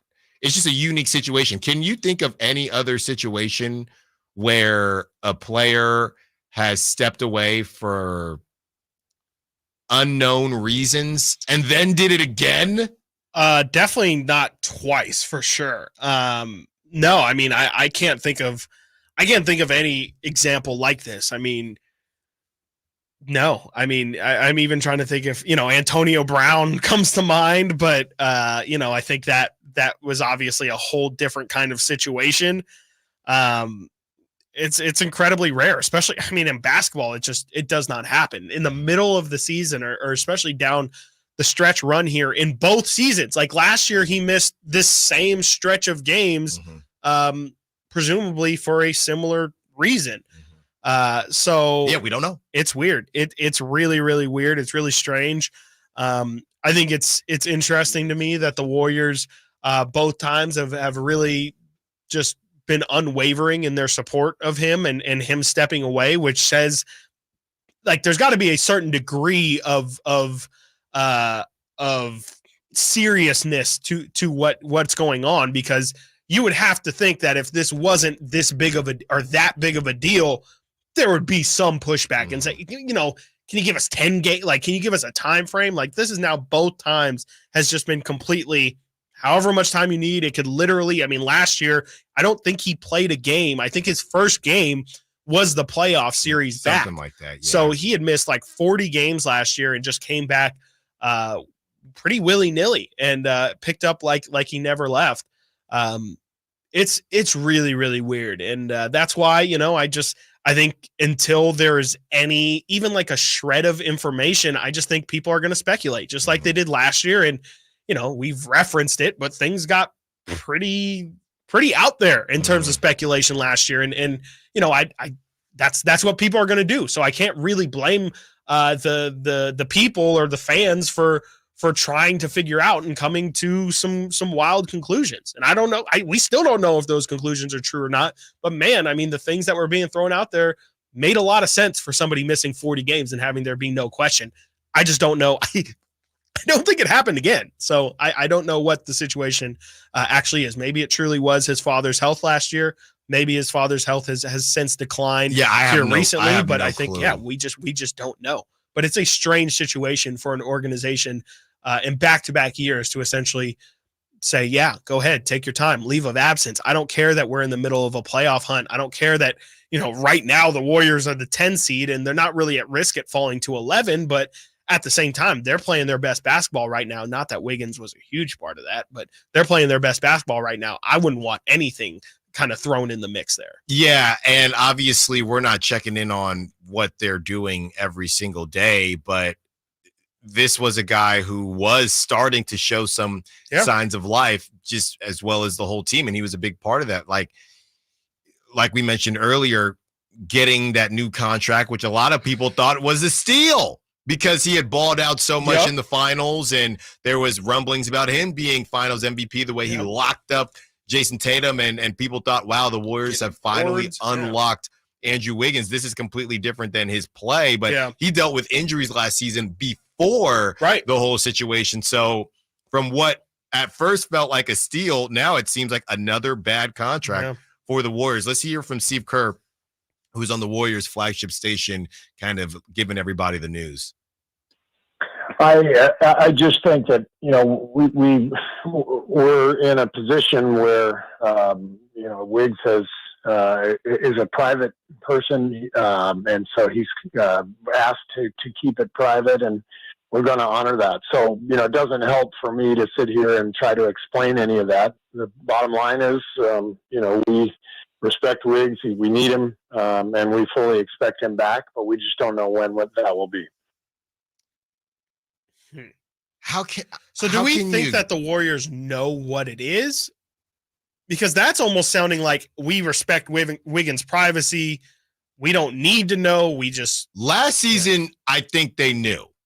Okay. I don't know if they know this season. I think they know because Steve Kerr was like, it doesn't help when I'm on here trying to not explain to you guys or however you put it. I think they know. The implication is that they know they're not trying to share. The other thing is, if it is different, they've already set the line as far as, hey, we won't tell stuff you don't want us to tell. Yeah. So now, again, this is all speculation because we don't know. This could be something not as serious as last season, right? But because they've already set the line at we won't tell, Wiggins is saying, I'm dipping into that again. Yeah. I'm a private person. Can you not tell again? When it might not be that serious, but it also has to be kind of serious for the Warriors to be okay with him missing I that hear what you're time. saying. Yeah, it's really, really confusing. And I mean, and I guess this is an example of the Warriors being a top-notch organization. I would suppose, like the fact that they are allowing their player to take some time away, like without public explanation. I think that speaks to the fact that it's a cliche here, but it's bigger than basketball. It's not just about winning games, and even though these games are incredibly important and they definitely want him there, like, they're understanding that, his mental health or whatever is coming first. It's just really interesting because you would think that, it's just tough when you don't know, because there is a very fair critique, I guess, of, look, I understand, like, there's no way Andrew Wiggins is the only human in the NBA who has stuff going on. This is the season. This is the only, like, you have a whole summer off. This is now 2 years in a row that you've taken a very major stretch of the season off when, like you said, I mean, again, if we want to be fair or real about the situation, you just got a massive contract here and your team needs you to provide some help for them.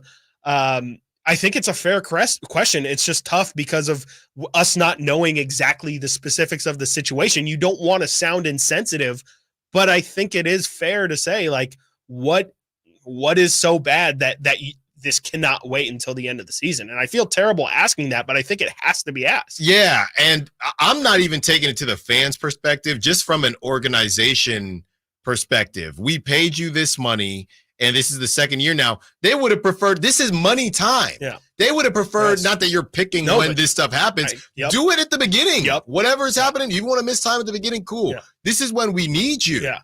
And we don't know what it is, so we don't want to sound insensitive. But tough, I don't know what that line is. The Warriors essentially set that line last season, and now they're dealing with the repercussions. Yeah, it's really strange. And I mean, all the Warriors can do, I guess, is just kind of power through it. But it's like you're just. I mean, he might as well be hurt. Like you're just losing a guy, and you're not getting anything back, and you need guys to step up. And the Warriors are already in a really tough situation. So, I mean, it must be serious. It seriously must be very, very serious, because there's no way, if it were, on the emergency scale of 1 to 10, like if this is a 6.5 or a 7. I would believe that the Warriors would really try and exhaust every option before going back to this one. So I hope everything's great with Wiggins, or as good as it can be in his situation. But this is where it kind of becomes tough in sports, because it is different than every other workplace. Like, if you have a family member sick here on the airwaves, it's all right. We can find somebody to let you deal with your situation, but this is $1 million, possibly $1 billion thing that you're working within. Like there's certain things that are asked of you that aren't asked of other people. And some of that is, you got, like, Isaiah Thomas. Like, remember, IT played the day after his sister gets killed in a car wreck. Like, I don't think he wanted to play the next game. Not saying everyone has to be like that, but I'm just saying there's some situations in which you're asked to do things that aren't fair and aren't asked of people in other positions. And I just think that's kind of the reality of the situation. And that's why talking about this is kind of tough. It is. You don't know what's going on, but what we do know is that you have a guy in Moses Moody who's been looking for opportunities now, and he balled out last game and helped get them the W. And he's thinking, at this point in my career, here's where the Warriors are stuck, because at this point in my career, I'm balling out so somebody else can see me, so the Kings can see me, so somebody can see me. because the Warriors are not, unless they're going to just try to pay, with the luxury tax, they're in luxury tax in a terrible spot because the Warriors had a chance to move Andrew Wiggins. This trade deadline, they did it.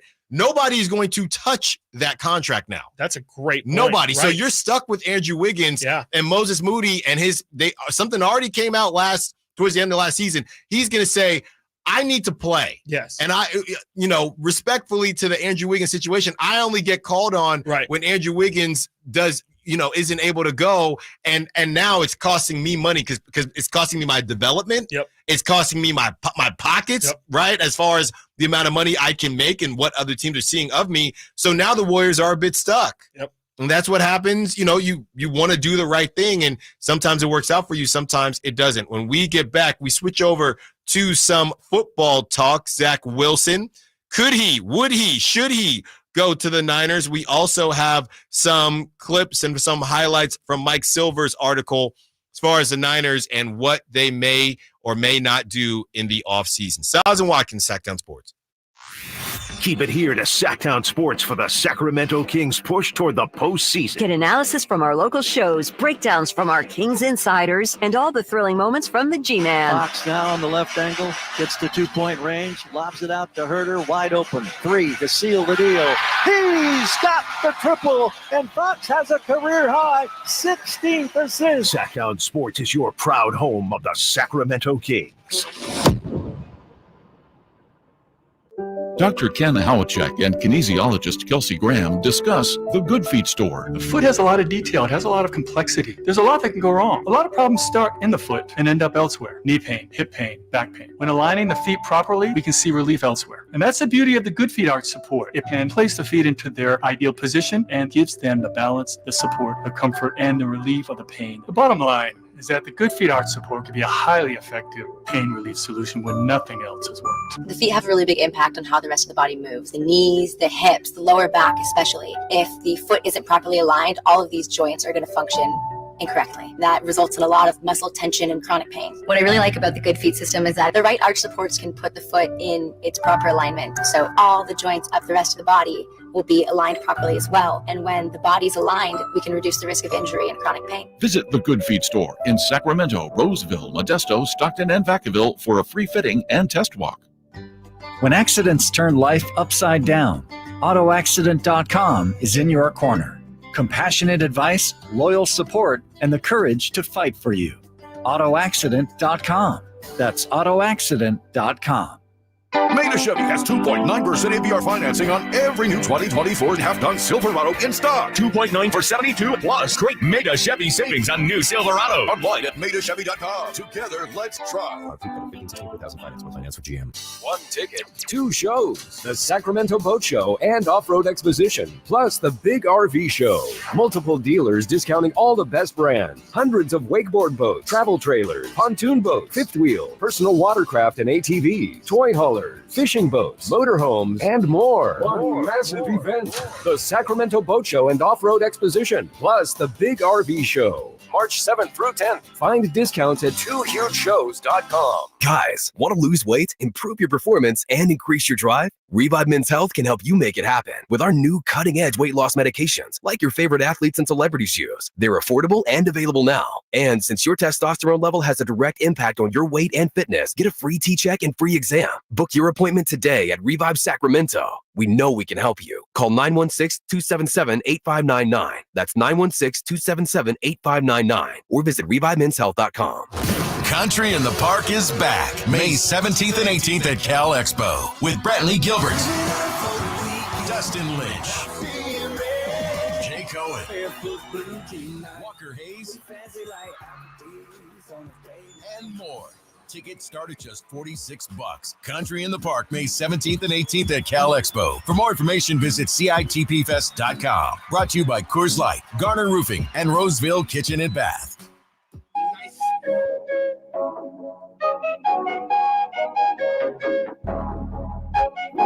Sactown Sports. Call or text at 916-339-1140.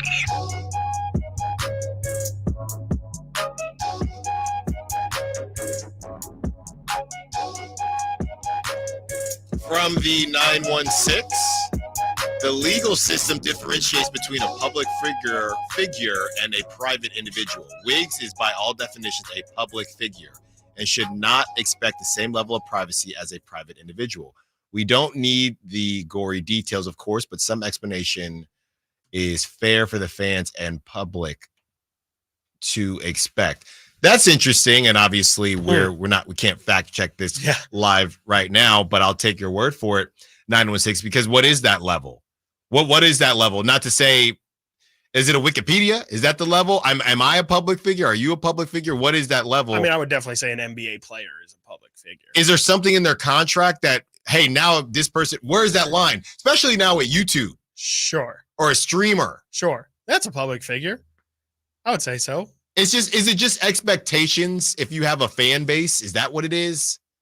I think if you have a certain audience or like a certain reach of audience, you're then considered a public figure. Like I think look, if you look at Instagram bios, public figure is a very wide term and can cast a wide net. But I do think that there is I think there's something there for sure, because, again, it's not like we need every single ounce of detail from the situation. But if it is, again, there were rumors that last year was his father's health. Just saying he's having family health issue or health, whatever difficulty with his family. Yeah, that one was weird because no offense, but if that were the case, why didn't you say it? Why not just say it from the top?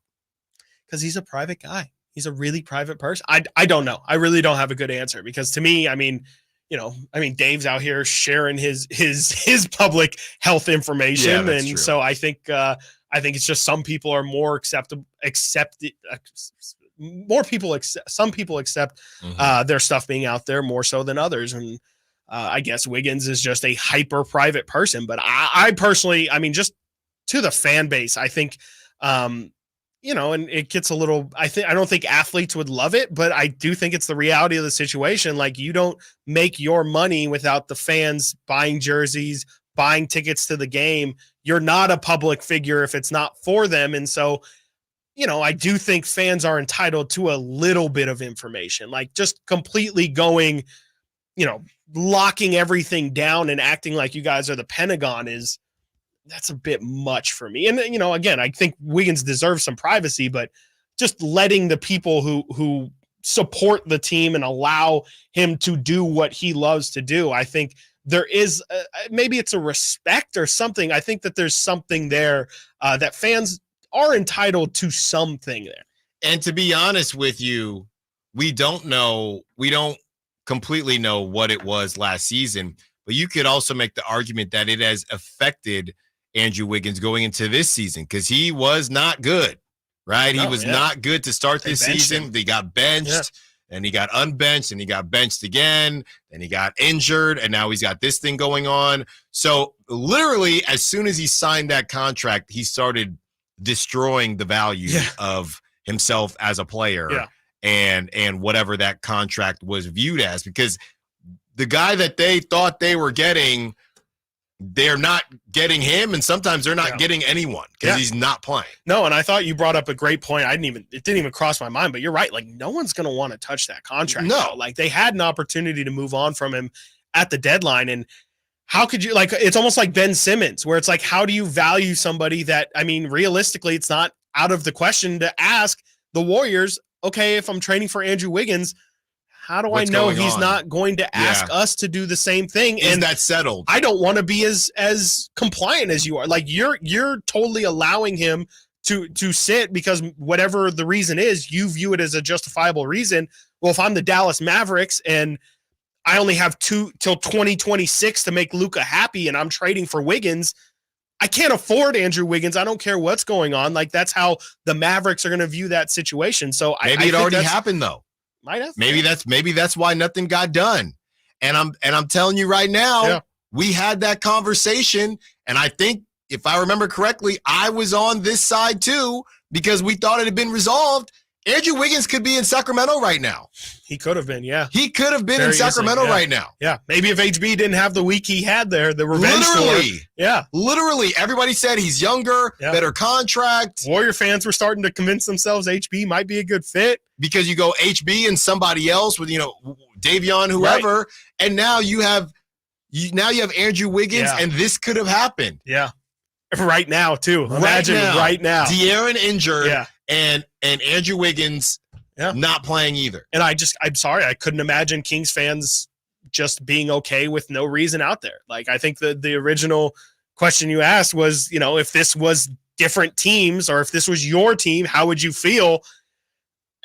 Kings fans freak out over everything. I mean, there was controversy when De'Aaron Fox had his kid last year because he missed a couple games. Some fans freaked out and added, Rasay and added De'Aaron and said, how do you not plan your baby better? Things like that.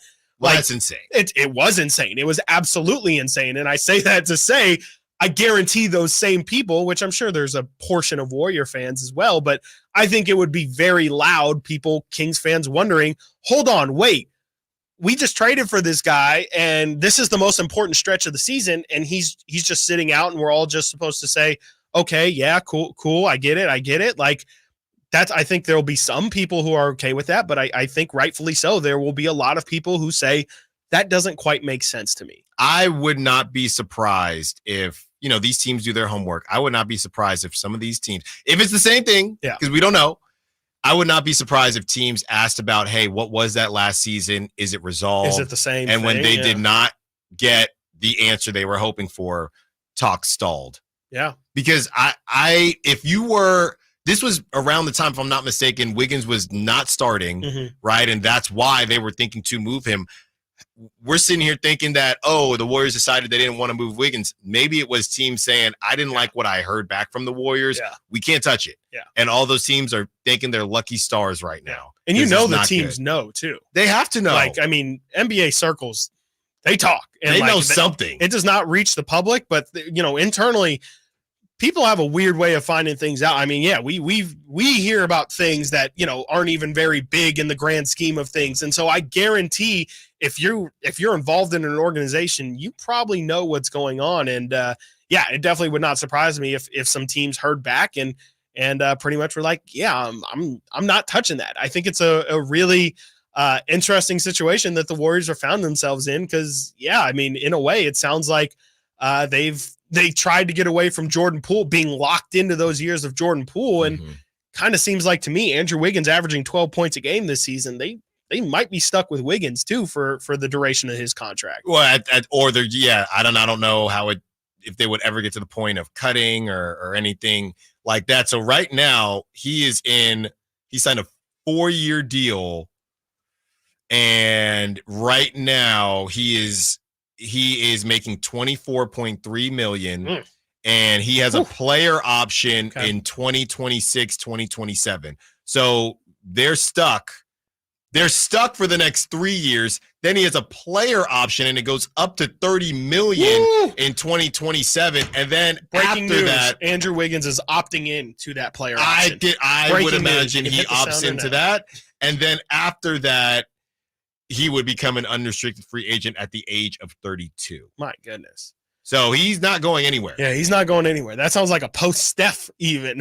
Like that's a really, really long time. And, the Warriors it's going to be an interesting situation because if it is like last year where Wiggins comes back right around playoff time, like I don't know if they still need Andrew Wiggins, sure, but with Kuminga taking the step up he did, Andrew Wiggins is not going to come back and find himself in the same role. Like if you're the Warriors, you can't realistically rely on him really anymore. Like if this is now 2 years in a row and you're starting to see your young guys develop with him being out, like you can't just say, hey, there's going to be a spot waiting for you when you come back like it was last year because, the team is different than it was last year. They can play Kuminga for 40 minutes and probably be fine.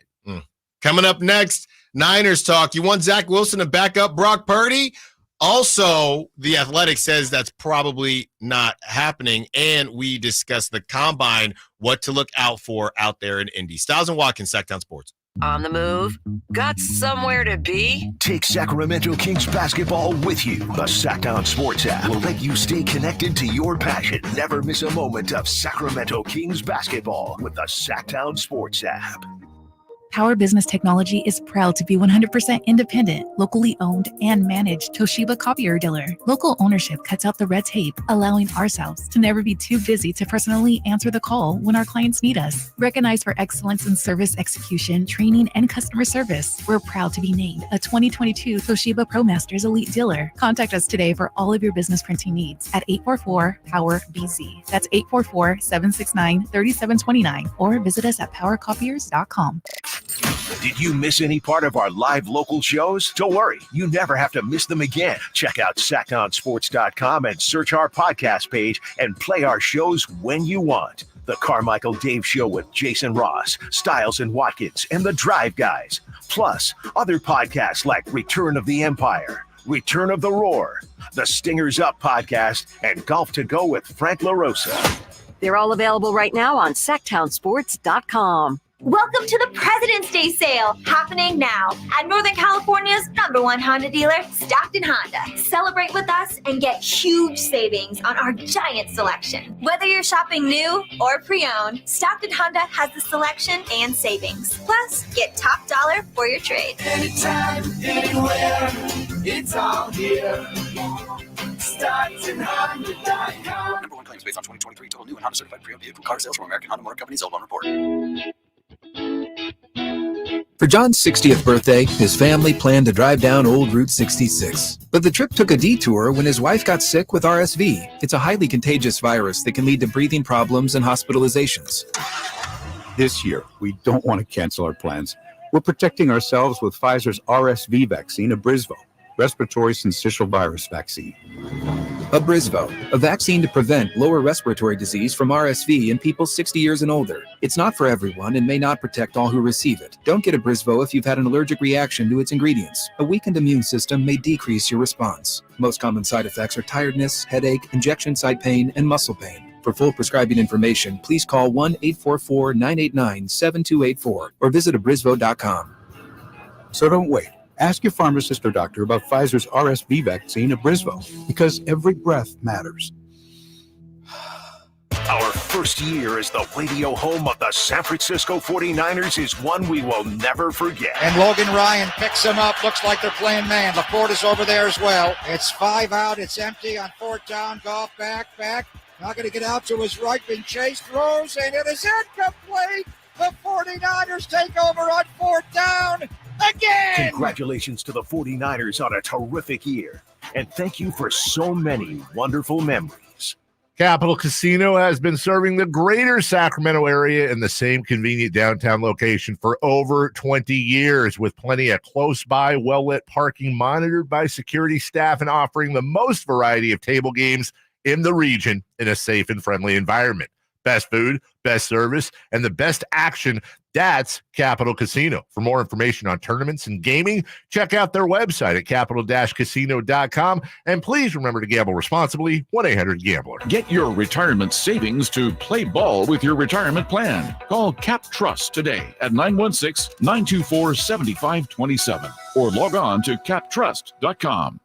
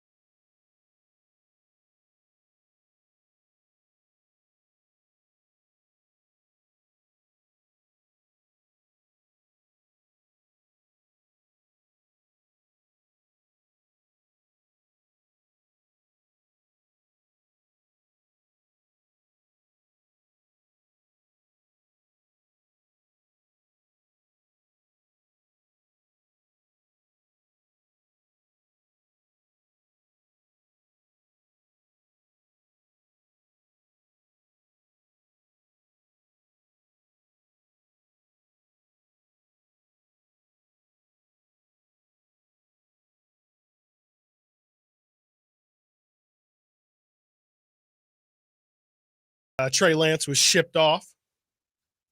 Got some minutes too, Sam did. He got some, right? Got some he minutes. eventually did. He got some stints looked better than others. Sam and Brandon Allen, Sam Darnold and Brandon Allen are both now free agents heading into this offseason. And The Athletic wrote today, there's been a lot of smoke behind Zach Wilson. Will he land somewhere else? The odds say, if you look at it, the field, 25%. The field / stays with Jets is 25%. Odds that Zach Wilson lands with the Los Angeles Rams at 22%. And then sitting at number 3 at a 14% odds, the San Francisco 49ers. So the third highest odds for Zach Wilson's landing spot is San Francisco, Santa Clara. Zach Wilson, for those who are not familiar with his 3 NFL seasons so far, 23 touchdowns, 25 interceptions, a 57% completion rating, 73.2 quarterback rating. His EPA per dropback is minus 0.19, which ranks 44th of 47 eligible quarterbacks since 2021. Alan, I ask you, does Zach Wilson, does that feel like a Sam Darnold as a backup? Is that a similar move, or is that just completely different and Zach is not the right guy? If Brock Purdy were to go down, and obviously we hope that doesn't happen, we all felt like Sam Darnold might be able to keep this thing afloat. Right. I don't know that. I just haven't seen enough from Zach Wilson. And I'm not trolling. I just don't understand how Zach Wilson is any higher up the totem pole than Trey Lance. I truly don't know. I think you're right. I don't know. We've just seen him more than Trey. Like I would personally believe I would rather run out Trey Lance and see what he's got versus I'm pretty sure I know what Zach Wilson is, and it's not good. I get the logic, I guess, is that, Sam Darnold in a way was kind of a reclamation project, and you feel like you can do a similar thing with Zach Wilson where, there's some tools there that maybe, Kyle likes to be the smartest guy in the room. Maybe he just feels like I can turn this guy into something usable, but you said it there. Like, I think the risk just is not there, because if Brock goes down and then this Zach Wilson developmental experiment becomes, oh no, Zach Wilson has to save our potential Super Bowl season. You don't want that. You do not want that. And I just don't think that's going to work. I don't think you would feel, to your point, I just don't think you would feel the same level of confidence that you felt, and that confidence definitely was wavering at points that you felt with Sam Darnold.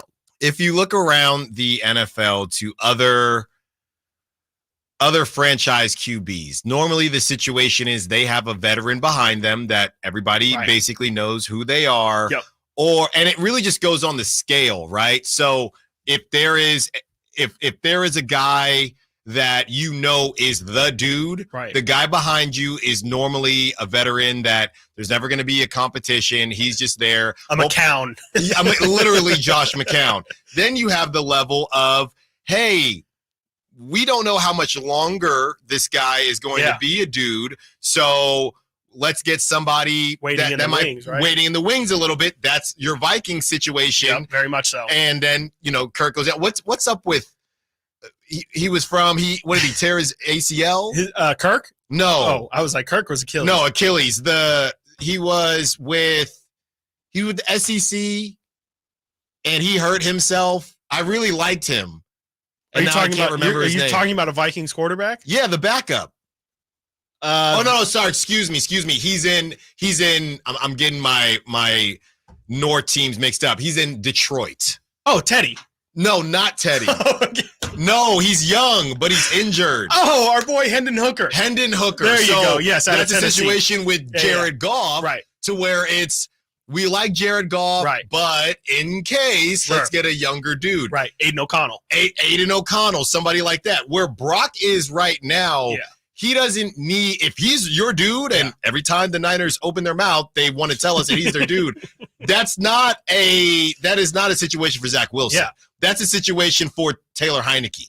That's what I would say. You can almost argue that that's where a guy like a McCown almost makes more sense, because what does Brock Purdy lack more than anything is just experience. Like, and maybe getting an older guy in there who can tell Brock, like, look, Brock, we both know, like, I'm not doing this. Like, there's no illusion here that I'm taking your job. I'm literally only here to help you. And I guess that's probably what Nate, correct me if I'm wrong, Brian Greasy is the Niners quarterbacks coach, if I'm not mistaken. So, that's probably what he's there for. But like we talk about with the Kings, like, it always means more coming internally. So if, your coach can tell you something, but it's never going to stick as much and it's never going to mean as much as one of your peers telling you the same exact thing. And it could be in the same exact way. So if I'm the Niners, you're right. Like, that's exactly where I would look. I would look for Taylor Heineke, I guess, at this point is long enough in the tooth to be considered a veteran, but I'm definitely not looking at another young guy who could, I don't think Zach Wilson's going to cause any quarterback controversies, but if Brock does go down and maybe Kyle does figure out how to make Zach Wilson usable, like, you traded Trey Lance to avoid all this. Don't reinvite it into the conversation, even if it's going to be a much quieter conversation. Taylor Heineke is still under contract with the Falcons. Okay. Which that whole thing, that might not mean anything, depending on what the Falcons do. We talked yesterday about Justin Fields and how he was really excited, and he's from Georgia. That video too. He was hyped. He jumped in the air with his 40-inch vertical leap.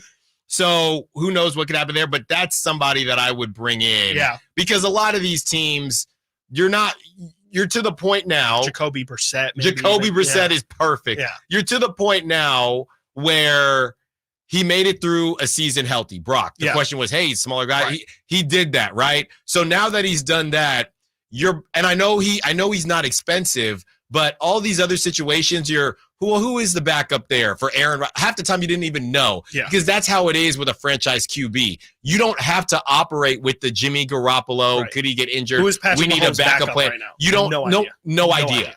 No idea. And that's how it should be. Yeah. So I don't think that they should rock with a Zach Wilson to where if this thing gets squirrely for Brock, Zach Wilson's still a young guy. That's literally why they didn't move Trey Lance because he's terrible. They moved Trey Lance because they didn't want to deal with those questions. Yep, exactly. So you're bringing in somebody from the same draft class.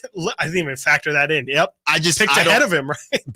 Picked ahead of him. Yeah. So I don't understand why you would do that. Yeah, and then even in the Athletic article, it says, the writer is Zach Rosenblatt, even kind of gives tier lists of probably going to happen, potential suitors, could happen. He has the Niners in the, from what I hear, probably not going to happen tier. In that tier as well as the Niners, the Broncos, and the Bills. And in the article explaining why he's saying, or why he believes that the Niners are in that tier, Zach Rosenblatt puts, he struggled to grasp 49er coach Kyle Shanahan's offense when LaFleur was his coach. It won't be any easier with the originator of the offense. So, I mean, that definitely seems to make sense. Yeah, I mean, also, I wonder how much of this is Shanahan. I mean, Zach Wilson is from the Jets. Like, Robert Saleh obviously has to be was his best man, right? Kyle Shanahan's best man at his wedding. Mm-hmm. There's got to be some sort of conversations going on there. I know Robert Saleh, probably to his own detriment, was incredibly loyal to Zach Wilson, but you would probably imagine that all the dirt, all the tea would be spilled for Kyle to know too. Yeah, I don't understand it. If that were the case, I don't really know why you ever got rid of Trey Lance. And I don't know where Zach Wilson goes. I saw the Rams as well. The Rams make sense. You have an aging quarterback with Matthew Stafford. Let's get Zach Wilson in here and see what we got. McVay's a genius. We can figure this out. That makes sense to me. You need to find all those quarterbacks that you just named. I'd go get Flacco. I would literally get somebody like that. Yeah. Just somebody to where you're essentially telling Brock. Right. Brock already had to deal with the Tom Brady thing during the offseason. Oh, my gosh. I forgot. Right? You're telling Brock, you're our guy. You're the guy. And we can't wait to pay you next season. Yep.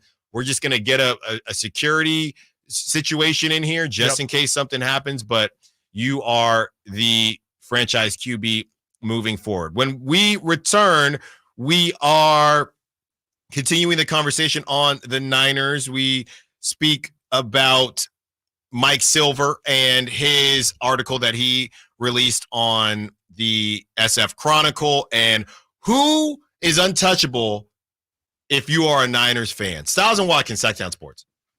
Our first year as the radio home of the San Francisco 49ers is one we will never forget. Going deep down the sideline for Ayu. He's got it, and he's gone. 10, 5, touchdown! San Francisco! Ayu is on fire! Congratulations to the 49ers on a terrific year. And thank you for so many wonderful memories.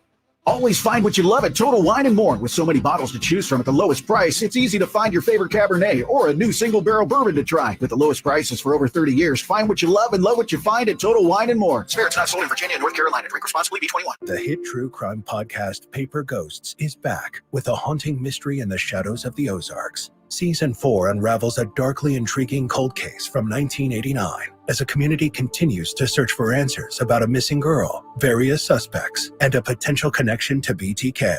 It's gone from, okay, we don't think something's quite right, to there's some worry going on now because now we've found some of her clothing.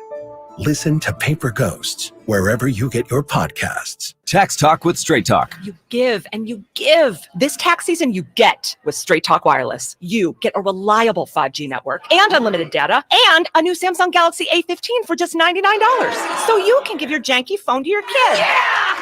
Good talk. Switch to Straight Talk for plans starting as low as $25 a line per month for 4 lines. Find us at Walmart and straighttalk.com. For network management practices, visit straighttalk.com. Device offer ends 4/14/24. In-store activation on single silver unlimited plan or higher required. Family plan discount with 4 lines all on the silver unlimited plan. Taxes and fees apply. Some days I cover up because of my moderate to severe plaque psoriasis. Now I'm hitting the road with clearer skin thanks to Skyrizi, Risankizumab, a prescription-only 150 milligram injection for adults who are candidates for systemic or phototherapy. With Skyrizi, 3 out of 4 people achieved 90% clearer skin at 4 months. And Skyrizi is just 4 doses a year after 2 starter doses. Don't use if allergic to Skyrizi. Serious allergic reactions and an increased risk of infections or a lower ability to fight them may occur. Before treatment, your doctor should check for infection and tuberculosis. Tell your doctor if you have an infection or symptoms such as fever, sweats, chills, muscle aches, or cough, or if you plan to or recently received a vaccine. Thanks to Skyrizi, there's nothing on my skin, and that means everything. Ask your doctor today about Skyrizi, the #1 dermatologist prescribed biologic in psoriasis, and visit skyrizi.com or call 1-866-SKY-RIZZI to learn more. Dr. Ken Howachek and kinesiologist Kelsey Graham discuss the Good Feet store. The foot has a lot of detail. It has a lot of complexity. There's a lot that can go wrong. A lot of problems start in the foot and end up elsewhere. Knee pain, hip pain, back pain. When aligning the feet properly, we can see relief elsewhere. And that's the beauty of the Good Feet arch support. It can place the feet into their ideal position and gives them the balance, the support, the comfort, and the relief of the pain. The bottom line is that the Good Feet arch support can be a highly effective pain relief solution when nothing else has worked. The feet have a really big impact on how the rest of the body moves. The knees, the hips, the lower back especially. If the foot isn't properly aligned, all of these joints are going to function incorrectly. That results in a lot of muscle tension and chronic pain. What I really like about the Good Feet system is that the right arch supports can put the foot in its proper alignment. So all the joints up the rest of the body will be aligned properly as well. And when the body's aligned, we can reduce the risk of injury and chronic pain. Visit the Good Feet store in Sacramento, Roseville, Modesto, Stockton, and Vacaville for a free fitting and test walk. Discover your dream home at Subcontractors United, your source for all home improvement needs. A talented team of home services experts is ready to make your projects a breeze. No more endless internet searches. Find your contractors in one place. Enjoy stress-free service absolutely free, with no hidden costs and no account to set up. Transform your living space into something extraordinary. Visit Subcontractors United today and experience the joy of hassle-free home improvement. Dream big at subcontractorsunited.com. From the Power Business Technology Toshiba Studios, KHTK-AM Sacramento, KYMX HD2 Sacramento, the only station in Sacramento giving you local sports coverage from 6 a.m. to 6 p.m. Monday through Friday. Sactown Sports.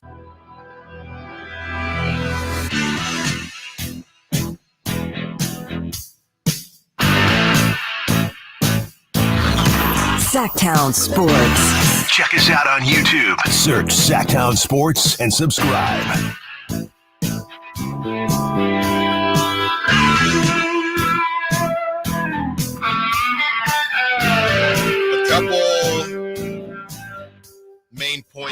takeaway from Mike Silver's article in the SF Chronicle.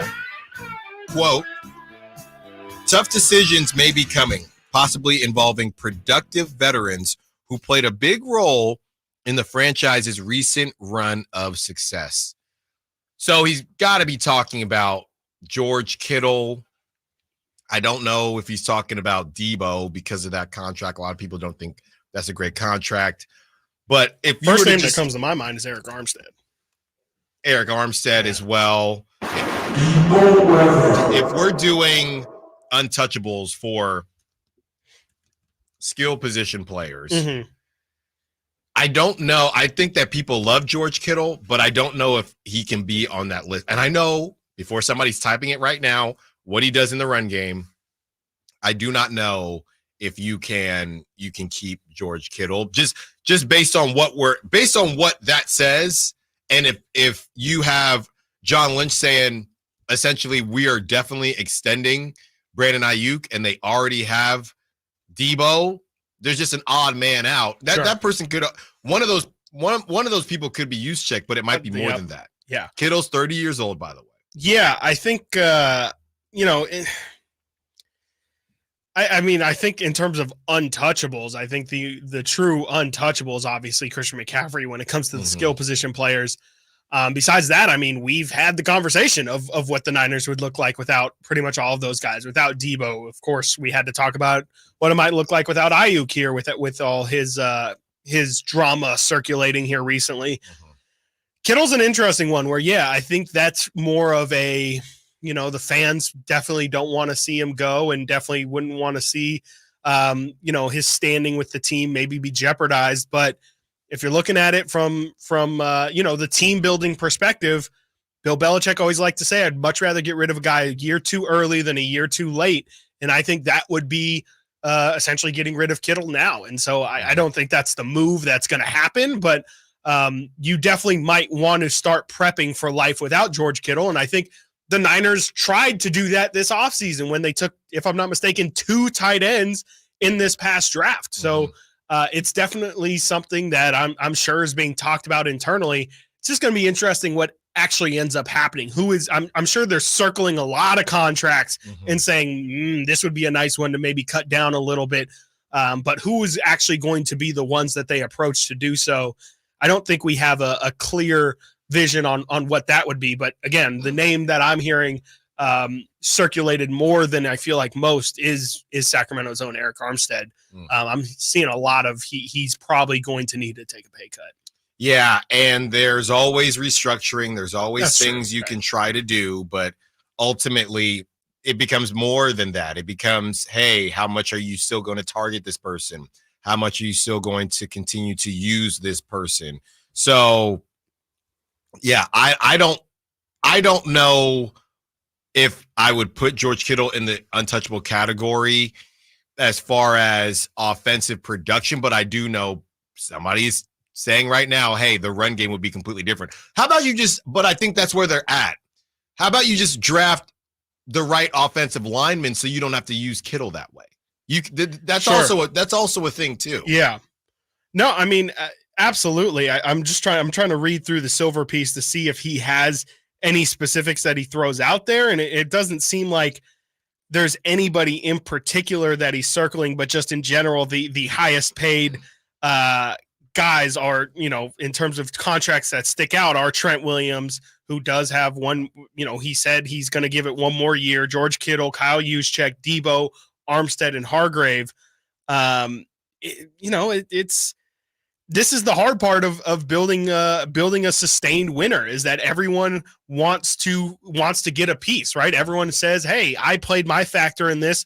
I would like my cut of the pie. And, when you don't have the Super Bowl to show for it, it's tough to tell people, well, you're sacrificing for the greater good, because the greater good isn't there. Like, you don't have the trophy to show this is what you sacrificed it all for. And so it's a tough situation, but this is also why you have the Niners are celebrating the fact that the cap goes up, because you'll probably have to make less of those decisions. It's a great thing that Brock Purdy isn't getting paid what he probably should be getting paid, because again, you can disperse that money elsewhere. So the Niners do have some tough decisions to make, but at the same time, they're in a really good spot, and there's going to be a lot more teams that have to make probably a lot tougher decisions. Yeah, one thing that John Lynch said, I think when we played it yesterday, is that the cap is going up for everyone. Yes. So they can offer more money, but those other teams, if they want, could also offer the players even more money. Right. So some of that also comes back to how much a certain player wants to be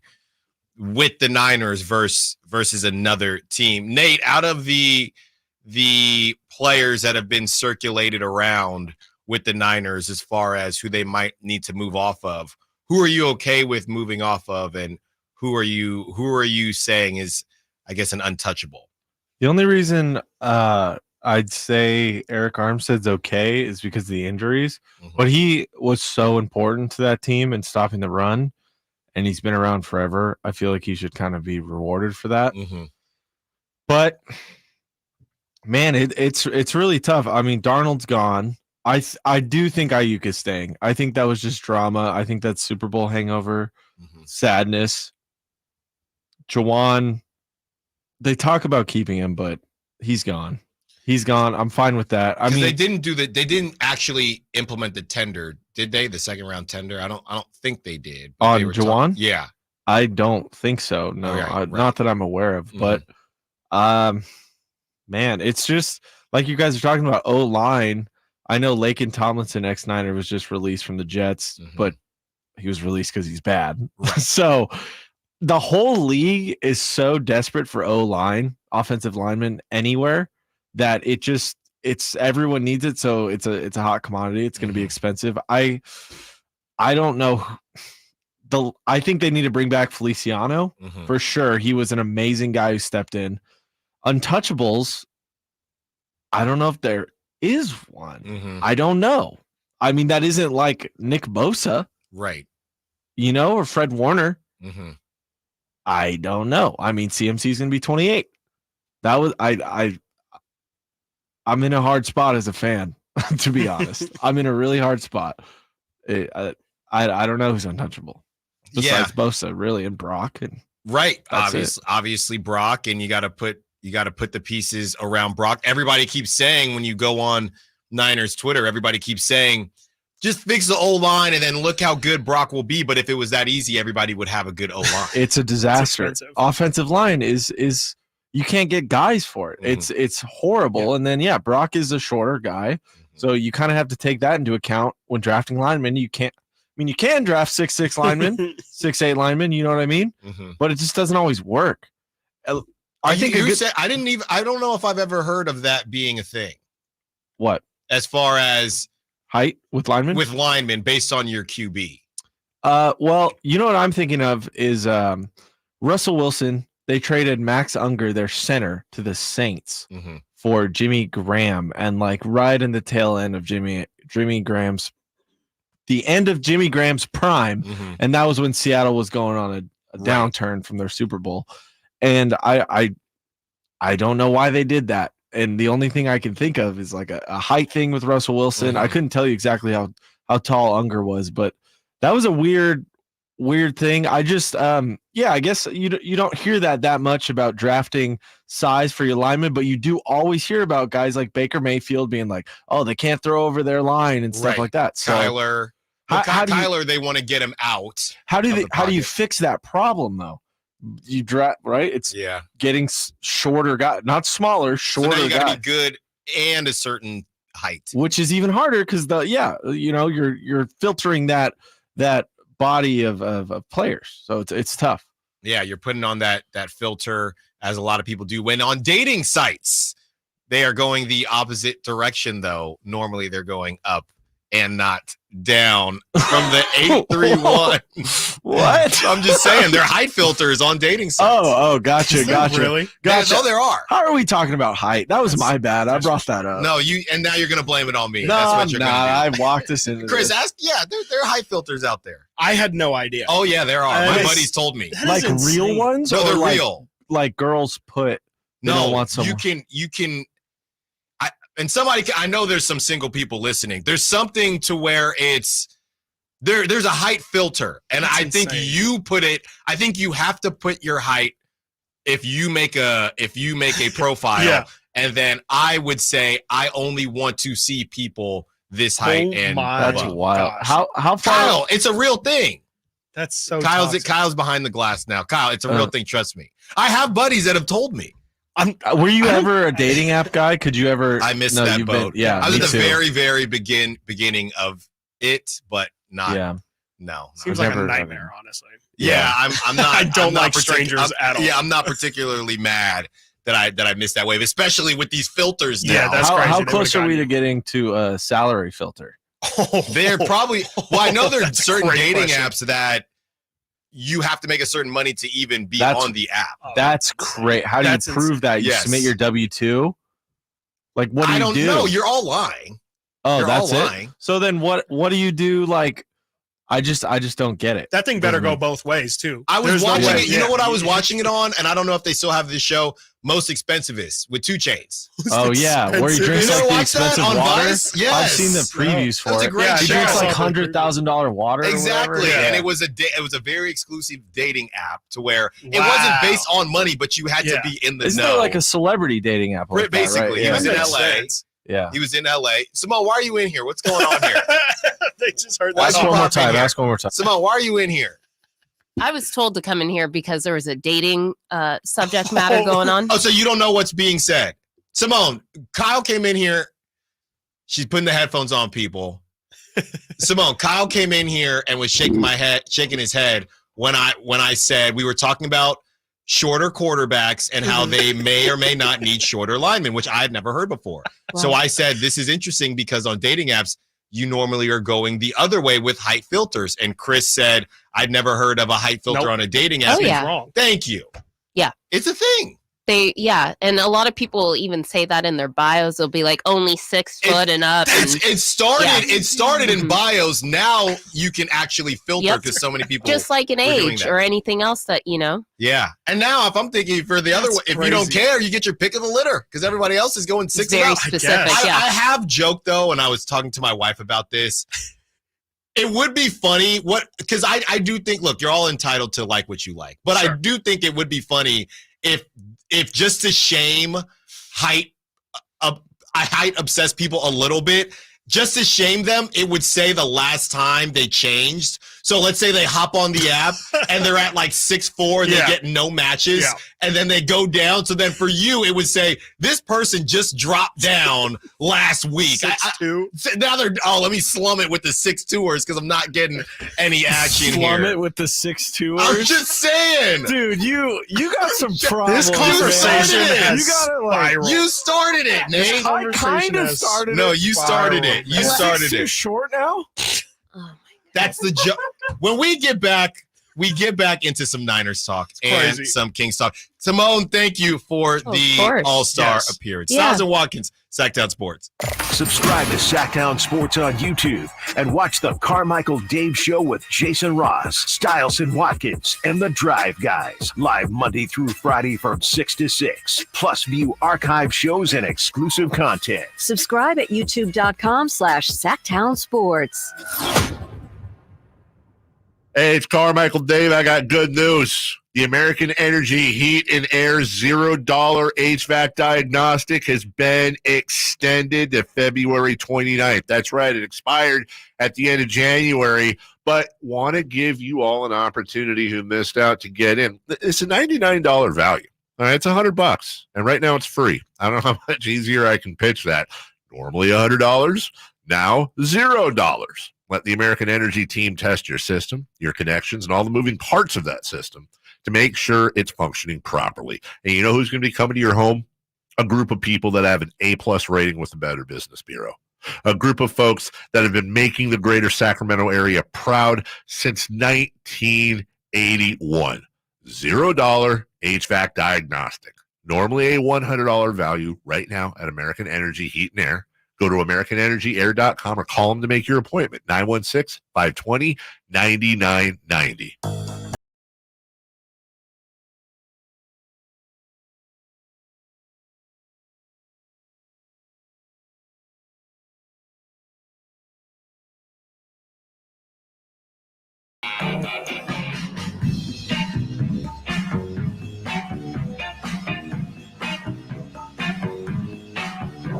Sactown Sports. Call or text at 916-339-1140.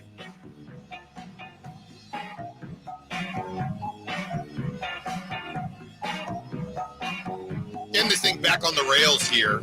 It all went downhill when Kyle hopped up in the back room there, but we're gonna get it back on track. And that was fun. Nate always is cracking up at that stuff. So that stuff is funny. Height stuff's funny. Alan also took a shot at me at the break saying I don't get out enough. He did say that. No, I gotta get out more. No, you did say that. Definitely, I did say that. But liar. Well, why did I say that? Because I went to I was like, I went to Outback Steakhouse and it was not very good for the price. We're talking about Outback Steakhouse. Yeah, talking to a man who went to Morton's his first time. Bro. That's right. Morton's is a chain. My point is, as we all know, the mom and pop that is Outback Steakhouse. First of all, my point isn't that Outback Steakhouse is good or bad. My point is that you are just now going to Outback Steakhouse at this point in your life. Yeah, it was my first time ever. That's not true. I actually love Chili's. Shout out to Chili's. All right, we're not just going to randomly shout out these average restaurants. Applebee's. I mean, Chili's just price. The Southwestern egg rolls are pretty crazy. Oh yeah, we've talked about that. All right, yeah. From the 8-3-1, getting back to Kittle, the run game is a solid argument, but Kittle brings so much to that locker room. He is just one of those glue guys and player that's really hard to find. I don't think the Niners Andre Iguodala. Pretty much. He's the laser beam. No, guy. he does way more. I mean, which Andre? I'm just saying, Andres. if you're saying he's a great locker room guy, so let's keep him around. Okay. He does more than I think Andre. No, absolutely. I'm trolling. Yeah, I don't think they're gonna move on from Kittle. I just don't think you can. I think the initial reports were. Are we talking this season? Yes. Yeah, because of that tweet. Yes. Yeah. Okay. I think from what I saw, the initial reports were that this coming season is really the last season with this core. Yeah. Now, whoever you believe the quote unquote core to be, it depends on who you ask, but it feels like they're running it back one more time with this core, and then they'll see what happens. Can we break down who the core is? Sure. Because, all right, Kittle, start there. You want to go CMC, aging? Yep. Trent Williams? Mm-hmm. You want to go Debo? Yes. And then no one on defense besides maybe Eric Armstead. I don't. Bosa's core. Wait, why wouldn't? Yeah, why wouldn't? We're not moving on from Bosa. No. You just said the core though. The core that's moving on. Sorry, the core players that could be moving on, like the last run. Check. You're right. Use check. Not Hufanga. Tashawn Gibson doesn't count. Travarius Ward's not going anywhere. That's what I'm saying. Wasn't there a report too that they could separate with Dre Greenlaw? I know he's obviously I know Larry was on that. That's different because of the injury. But yeah. Core, I don't know if he's necessary. I mean, he's core. Yeah, he's core adjacent. I mean, everybody was saying if we had Greenlaw, so he's part of the core to me. I hate hypotheticals so much, but if he's part of the core for you, then I think he's probably on his way out. Yeah. I mean, you would know better than anyone with that injury. Well, he's only, 27, 28? Yeah, so I don't know. I don't know how you come back from that. This is the last run for emotionally for me. I think with this core group, I think it's hard to feel good after this season. It really, really is. I will say too, just like for clarity here, the article only really says, according to organizational sources, many tough conversations already are being contemplated. So there's not really any definitive wording there. And nothing's happening by that statement. That's a very silly, that's a non-report. That's the definition of a summer headline, right? Like we're thinking about having conversations. We're thinking about having a hard conversation. How does that even get leaked? That's such a silly. It could. I mean, this could just be a preparation for an eventual bomb. I think maybe that's. I don't think it's absolutely nothing. It's one step away from being something. So, which is silly. There you go. Yeah, which is like, okay, you're thinking about having a conversation. Yeah, I think that basically it's setting the stage.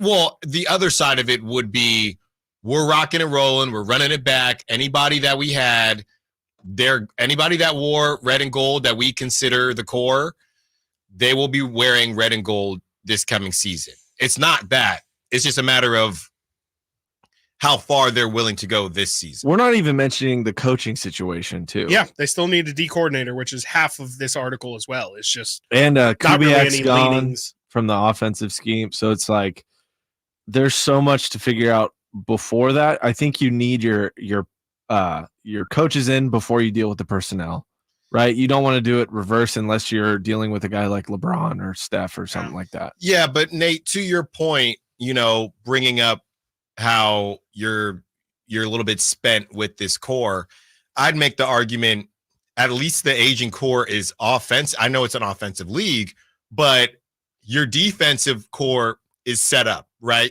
They're not going anywhere. Yeah. Your offensive core, you might lose a piece here or there. You got your quarterback, you got your running back. And if I am worried about losing offensive guys, at least I know I have an offensive coach who I can fight through that, right? It would be much worse if you had a defensive coach and it was possible that you would lose some of these guys. I'm in a very negative state right now when it comes to the 49ers. So I'm being a little dramatic and it's annoying, but you also have to look at how well he's drafted too. It's not like he doesn't know how to pick players. Mm-hmm. He's very good at it all over the draft. Outside of some early third round running back. Yeah. Third round running backs and like Solomon Thomas stuff. That was first year. But regardless, he's proven to draft very well. And, if you want to think positively and stay on the bright side, you go, okay, maybe this defensive coordinator comes in, does it the way, quote unquote, it should have been done last year or the way it should be done. And that defense is even better. And then it keeps, obviously if one side is better, the other gets better. It's iron sharpens iron situation. So yeah. Who knows? But look, I don't know. Yeah. The Niners find themselves in a weird position because they almost have to become numb to the Super Bowl. And when you become numb to it simply because, we'll be fine. We're rocking and rolling right back the next season. Like when the Eagles lost, I think Eagles fans really felt it, and the Eagles felt it. And you saw that snowball when they lost 5 of their last 6 to end the season.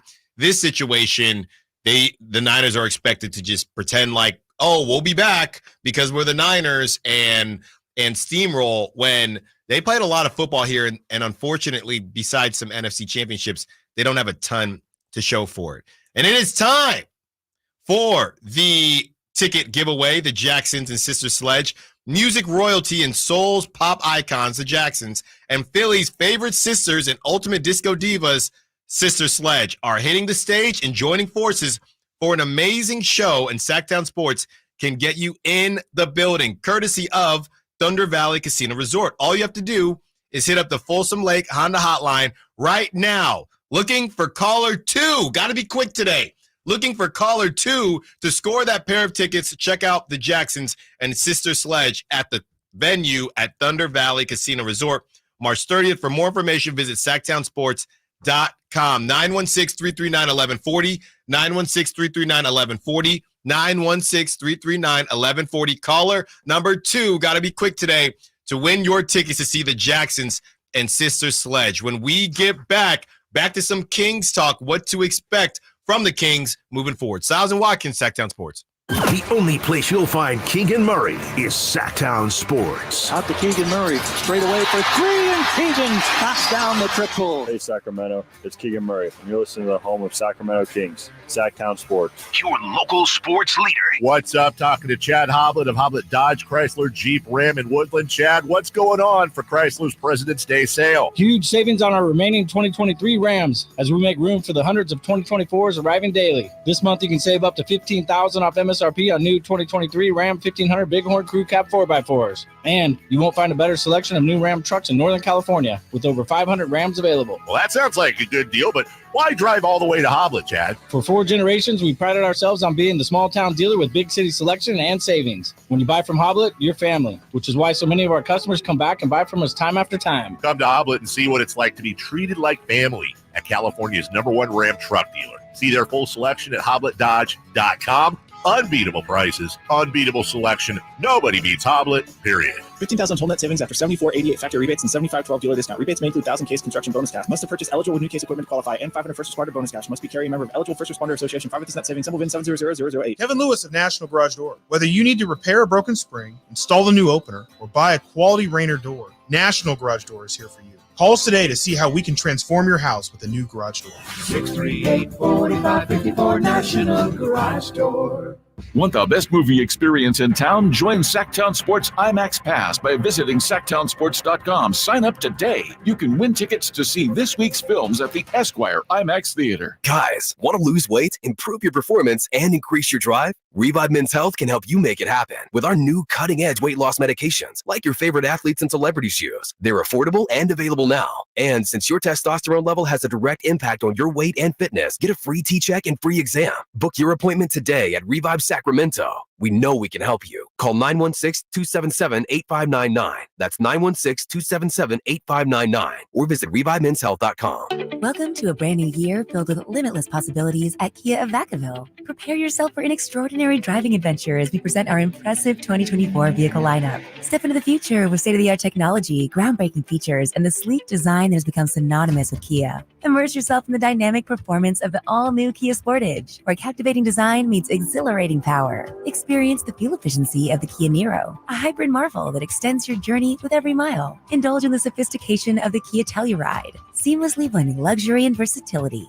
Don't overlook our eco-friendly Kia hybrid options, ideal for those who prioritize efficiency without sacrificing style. If you're in search of the EV9, Kia of Vacaville has it in stock or available for delivery. Visit Kia of Vacaville today and cruise into 2024 with confidence and style. Kia of Vacaville, where innovation meets the road. Elevate your drive, elevate your year. Model availability and features may vary. Please see the dealership for details. Put some sizzle in your spring. Whitey here reminding you that spring grilling season is coming fast. And now you can get into the 10-year bumper-to-bumper warranty Freestyle Napoleon Grill starting at $4.99. The Napoleon Freestyle has uncompromising quality, versatile grilling for every occasion, form, function, and luxury can come in the same package. Have I mentioned that my Napoleon Grill turned me into a grilling pro? And I'm telling you, it looks as good as it cooks. Just go to your local Green Acres Nursery and Supply for the best selection today, or visit Napoleon.com for a dealer near you.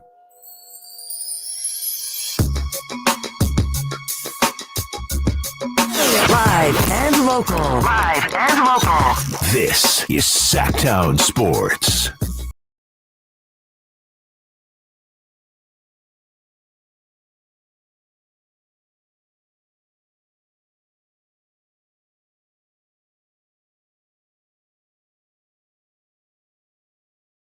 Stop on the shop. Congrats to our winner to see the Jacksons and Sister Sledge at the venue.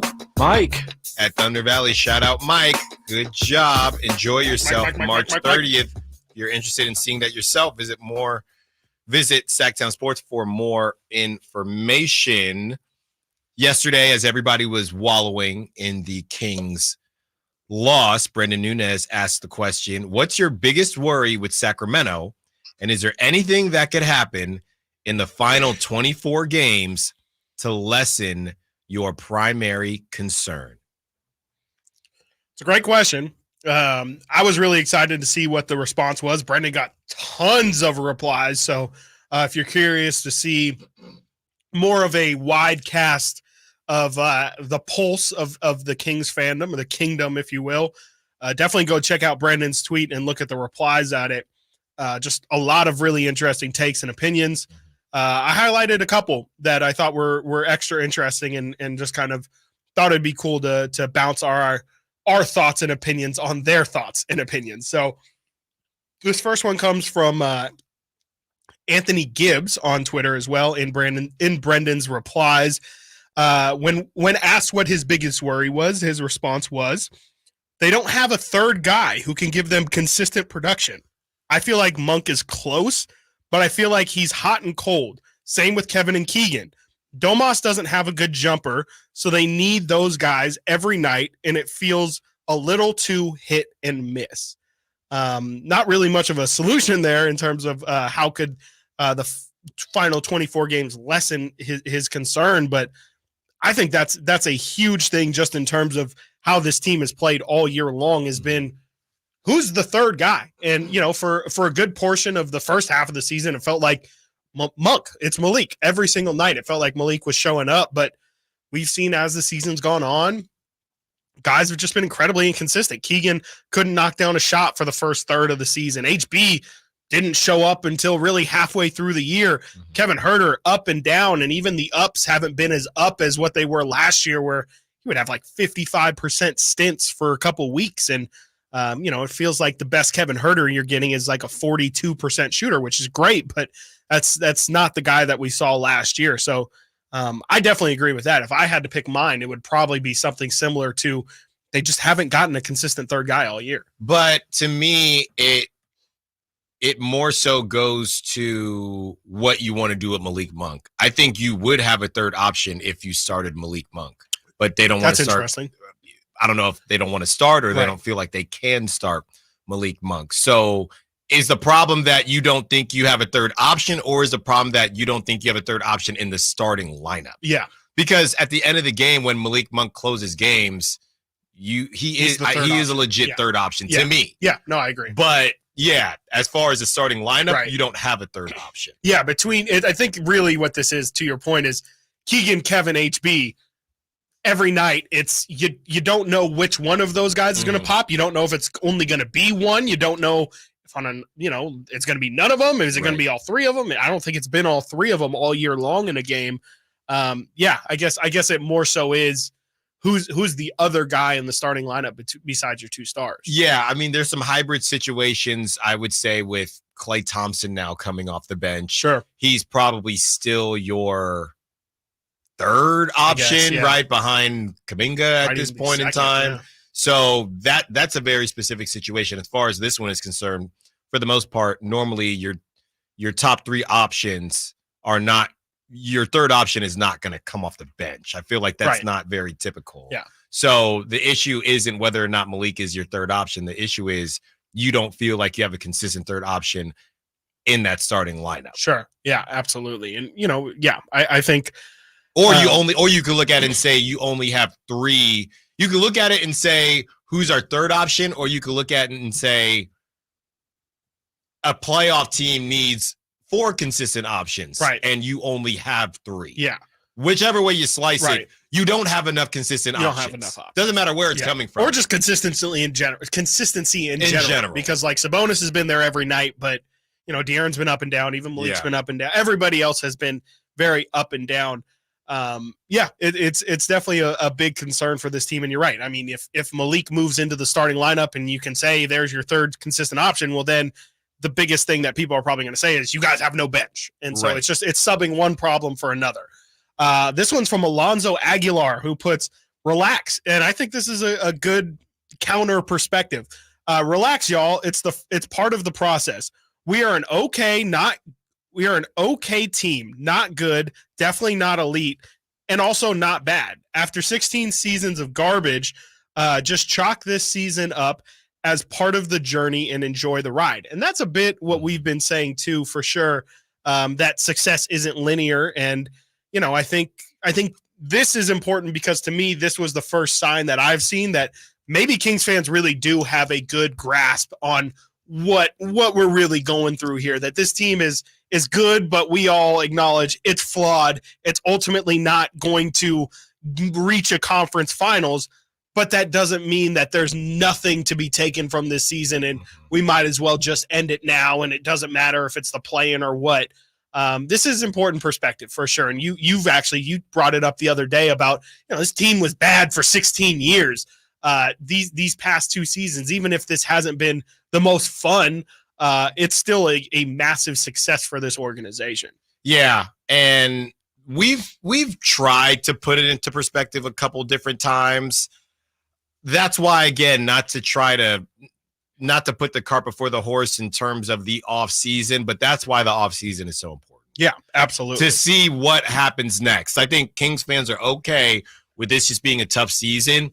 You gave the core from that group their respect. Yep. You let them run it back, see what happens. This is what happens. And now, Monty McNair, go earn your paycheck. Yeah. That's what I would say. Yeah, absolutely. And I do think that just sparked something in me, that it is, in a weird way, good that they ran the wheels off this thing, that there is no doubt. Nobody's going to say, I feel like we were really building something there. If you give us one more chance, I think after this season, everybody in that locker room would acknowledge we need more. We need more, or we need different. We cannot just do what we've been doing. And I think that's good too, because the last thing you want to do is create some sort of separation in terms of direction. You want everybody pulling on the same string. And if everybody in this past offseason said, let's see what we got here, we didn't get a true chance to show.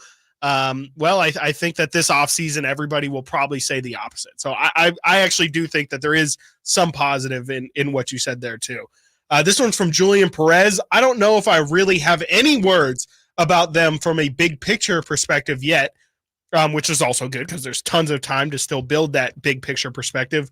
I think they'll probably have a second round ceiling this year, but that's not a problem for me. If they do that, or anything substantially to improve this offseason, if they don't do anything to substantially improve this offseason, though, I'll be mildly concerned. So, that's kind of almost tying up what we just talked about. I think at this point, we all know it's really more so about next year at this point. It is building towards things you want to have going into next year, like Keegan's development, like maybe De'Aaron establishing himself more as a leader of this team. I think that that's a really good perspective as well.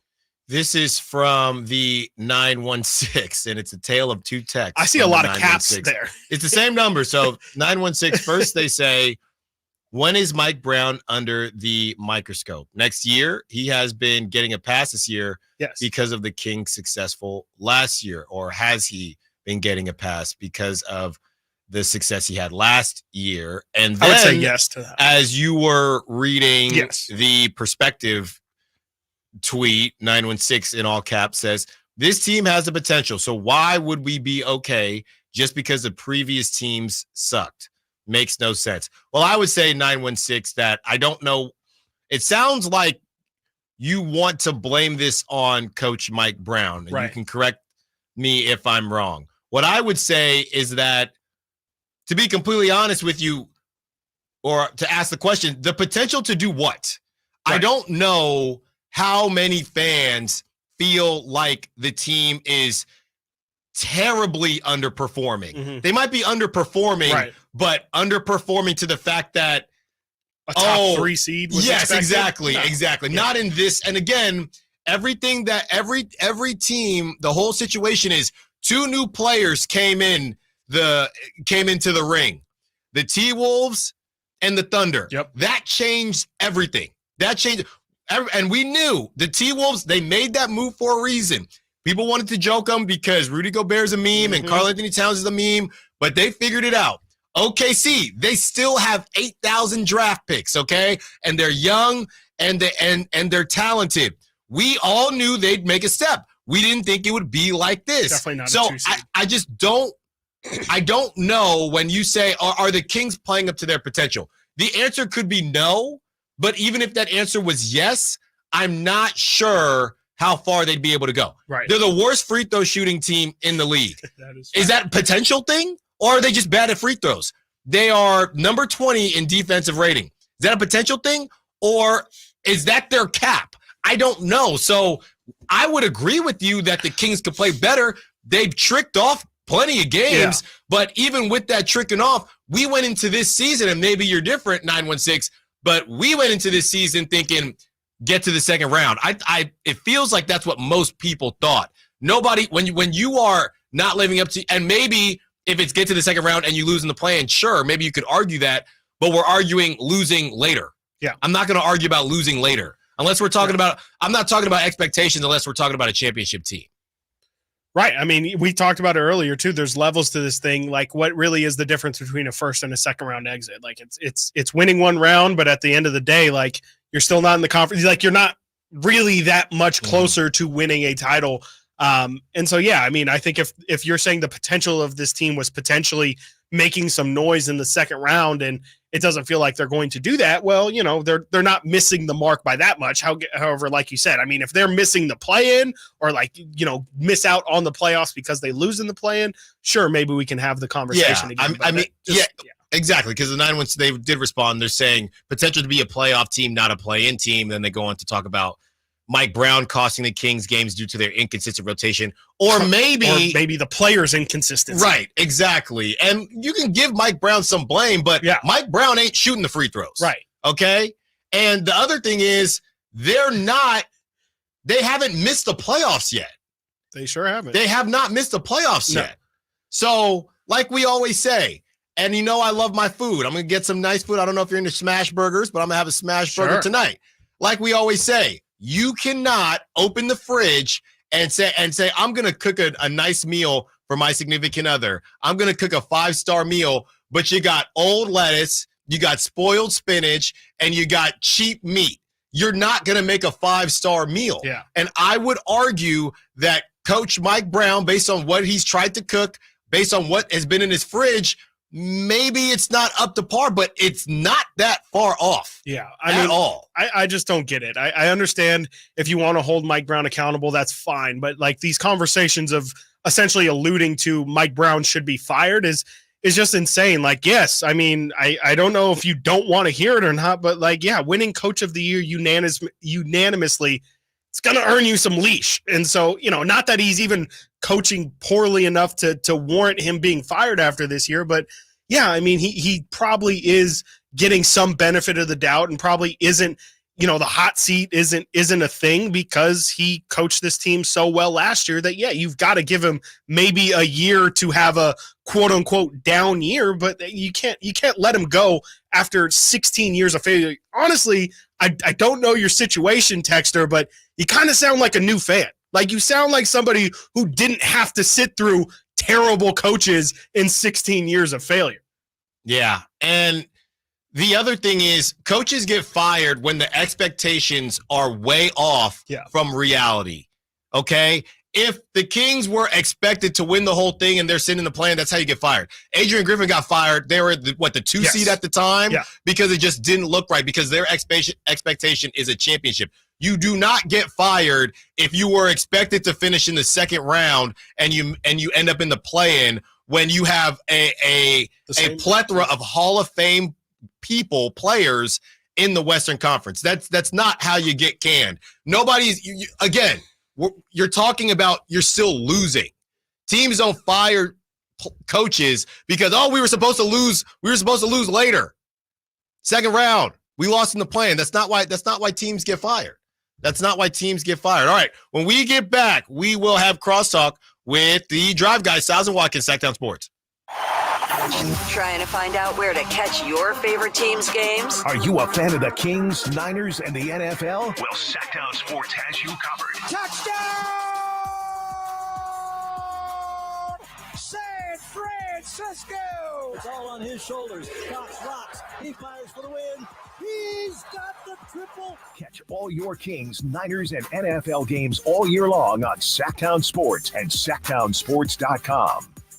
Dr. Ken Howachek and kinesiologist Kelsey Graham discuss the Good Feet store. The foot has a lot of detail. It has a lot of complexity. There's a lot that can go wrong. A lot of problems start in the foot and end up elsewhere. Knee pain, hip pain, back pain. When aligning the feet properly, we can see relief elsewhere. And that's the beauty of the Good Feet Arch support. It can place the feet into their ideal position and gives them the balance, the support, the comfort, and the relief of the pain. The bottom line is that the Good Feet Arch support can be a highly effective pain relief solution when nothing else has worked. The feet have a really big impact on how the rest of the body moves. The knees, the hips, the lower back especially. If the foot isn't properly aligned, all of these joints are going to function incorrectly. That results in a lot of muscle tension and chronic pain. What I really like about the Good Feet system is that the right arch supports can put the foot in its proper alignment. So all the joints of the rest of the body will be aligned properly as well. And when the body's aligned, we can reduce the risk of injury and chronic pain. Visit the Good Feet store in Sacramento, Roseville, Modesto, Stockton, and Vacaville for a free fitting and test walk. Small business owners, we know finishing your to-do list can feel like climbing a mountain, but that mountain is also covered in banana peels. Then when something new gets added to your list, you're like, nope, I'm already climbing this huge, super slippery banana peel mountain of a to-do list. At Progressive, we don't want to make your day any harder. That's why we make it easy to manage your policy on our mobile app. So climbing that banana peel mountain feels more like a leisurely stroll. See if you can save on commercial auto insurance in as little as 6 minutes at progressivecommercial.com. Progressive Casualty Insurance Company and affiliates. Coverage subject to policy terms and conditions. Oh, I can't believe tax season is here already. Look at all this info I have to enter. Phil's small accounting firm is growing in numbers. Why didn't I take that typing class in high school? A data entry specialist could really help him in a crunch. I got blisters on my fingers. Indeed can help him hire great people fast. I need Indeed. Indeed you do. You can schedule and conduct virtual interviews all from your employer dashboard. Visit Indeed.com/credit and get $75 towards your first sponsored job. Terms and conditions apply. It's a mystery where Old Spice finds its amazing scents like Himalayan sea salt, but I'm thrilled they have because no other body wash exfoliates and moisturizes 24/7 like Old Spice Gentleman's Himalayan sea salt body wash. Now, if only there was a mountain range separating the Indian subcontinent from the Tibetan plateau where I could hide my Old Spice and keep my family from stealing it, my impossibly smooth skin will finally be safe. It's one thing falling in love with a house, picturing yourself moving in and calling it home, and quite another navigating the world of price negotiating, mortgage lenders, and finding the budget that works best for you. An agent who's a realtor can make understanding that world easier. Realtors have the expertise, access to proprietary data, and tools to help you get from imagining living somewhere to actually doing it. That's the kind of help we can provide, because that's who we are. Realtors are members of the National Association of Realtors. Bonneville International Radio Station contests are open to participants at least 18 years of age and older that are residents of California and who reside in one of the 6 counties that make up the Sacramento metro area, unless otherwise specified. Employees or agents of the station, Bonneville International Corporation, other area radio stations, or any entity associated with the contest are not eligible to win, unless the station otherwise specifies in its own discretion. Persons who have won in the last 30 days from a station contest or event may not be eligible. For a copy of the general contest rules, visit khdk.com. Discover your dream home at Subcontractors United, your source for all home improvement needs. A talented team of home services experts is ready to make your projects a breeze. No more endless internet searches. Find your contractors in one place. Enjoy stress-free service absolutely free, with no hidden costs and no account to set up. Transform your living space into something extraordinary. Visit Subcontractors United today and experience the joy of hassle-free home improvement. Dream big at subcontractorsunited.com. Maida Chevy has 2.9% APR financing on every new 2020 Ford half-ton Silverado in stock. 2.9 for 72 plus great Maida Chevy savings on new Silverado. Online at MaidaChevy.com. Together, let's try. Our few benefits, 2,000 finance with finance for GM.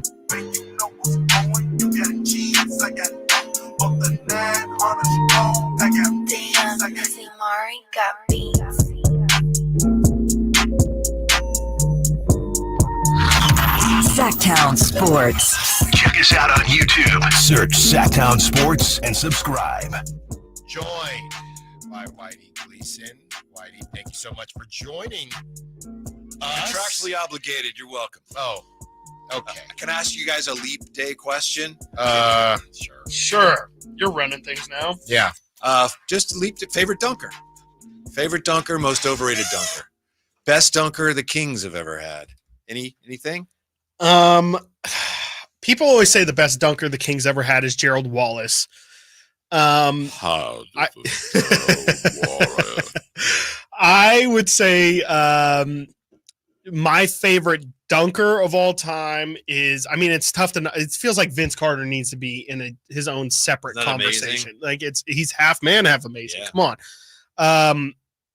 I mean, I guess for my era, honestly, Blake Griffin in his day was, it's tough to beat. It was really tough to beat. I mean, you had the Pau Gasol dunk. He dunked all over Kendrick Perkins' back. The Kia dunk. I wasn't going to even mention the dunk contest. But the Kia is coming. The Kia dunk is starting to look better now compared to some of the stuff we've seen. I don't know. Have you seen the Kia dunk? It was pretty unimpressive. It was pretty bad. He jumps over the hood of the car. Yeah. It's he did clear it though. Really random. But he cleared it by you're like right. a He's mile. Probably an underrated dunker in some ways. How? He was a great dunker. Underrated? Well, it was Lob City. I just think that maybe he wouldn't be first to mind for a lot of people. Maybe I'm wrong, but the bottom line is I agree. Maybe he not was first. a great dunker. Maybe not first. Sean Kemp, Dominique. Yes, of course. Sean Kemp. Yeah. I mean, there's only one answer for me. It's Nate Robinson. Nate was pretty great. It was pretty awesome. Two-time. But he was mainly dunk contest. Yeah. Like, he doesn't have a lot of in-game dunks. He's fired up. He's got a couple for sure. Yeah. He wasn't even the best small guy dunker. Muggsy? Who, Muggsy? Spud. Right. Spud, yeah. Former Spud King, Webb. too. Right. Yeah. Well, yeah. Lot I of mean, fan I just favorites. like Nate Robinson. He's your kind of guy. He is my kind of guy. Yeah. You're kind of basketball player. I also, I mean, I am a fan of when the guards get up a little bit. I'm trying to think of who else. Derrick Rose was pretty great. Derrick Rose was crazy. I just like Dwayne Wade as a player. He's not an outstanding dunker, but it kind of meant more when some of those guys dunked a little bit. But as far as what they could do, I mean, I'll take the easy answer with Vince Carter. Yeah. And I mean, look, but it's the right answer. It is the right answer. We'll see what happens. And he's very, very young. You have, Ja Morant, what's next? I would say in-game dunker as well. Russell Westbrook was ticked off at the rim every single time, and I appreciated that. Yeah. But all his dunks were kind of the same to me. Oh, yeah. I'm not that's completely true. I know I'm nitpicking, but when we're talking about the greatest, yeah, they're all great dunkers. But see, that's the thing with me about LeBron, a great dunker, but all his dunks are pretty much the same. Right. And I've been getting on him a good bit here, not LeBron, but Giannis. Has Giannis ever done a windmill dunk? He's done a windmill before. Yeah. I've never seen That's the it. best that he's done. Has he ever done a 360? I'm sure he could. DeMar DeRozan, he does a 360 DeMar's layup great. once a season. Yeah. Giannis, terrible dunker. What's the best dunk you guys have seen? Like just or maybe your favorite. What is your favorite dunk that you can think of? Jason Richardson could get after it.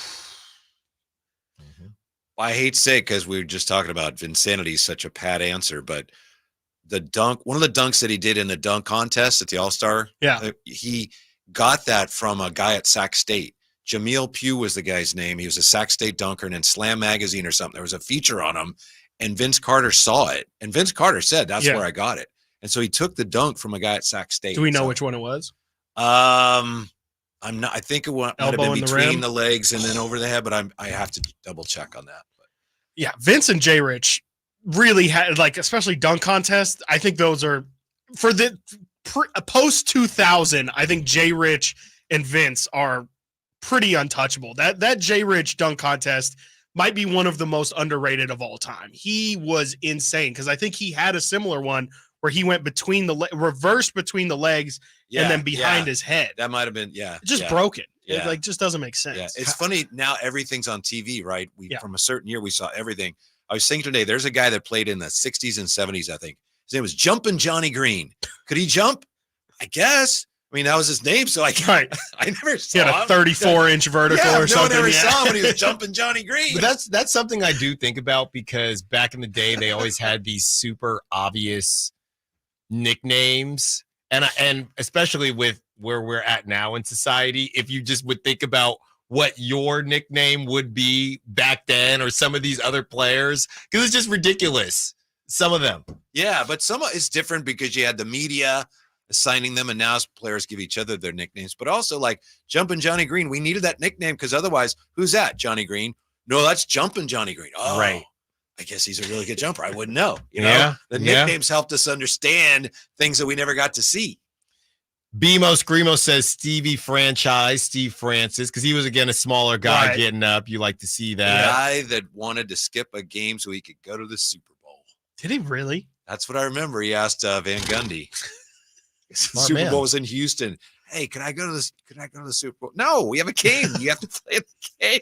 Dwayne Baker says Aaron Gordon. Gordon. Sure. Is it, and I know he's found his niche a little bit. Is it a situation where a lot of these guys is similar to a pitcher, to when, I don't throw as hard, so I need to focus on other things? Has Aaron Gordon hit that stride to where, and I don't think he's very old, but he's clearly not exactly who he was in Orlando athletically, but he's a better player now. He doesn't have to do as much, right? That's one thing. Right, but you don't see him. Could he do the dunks that he did in the dunk contest right now? Oh, I think so. You think he could? Aaron Gordon's my age. Yeah.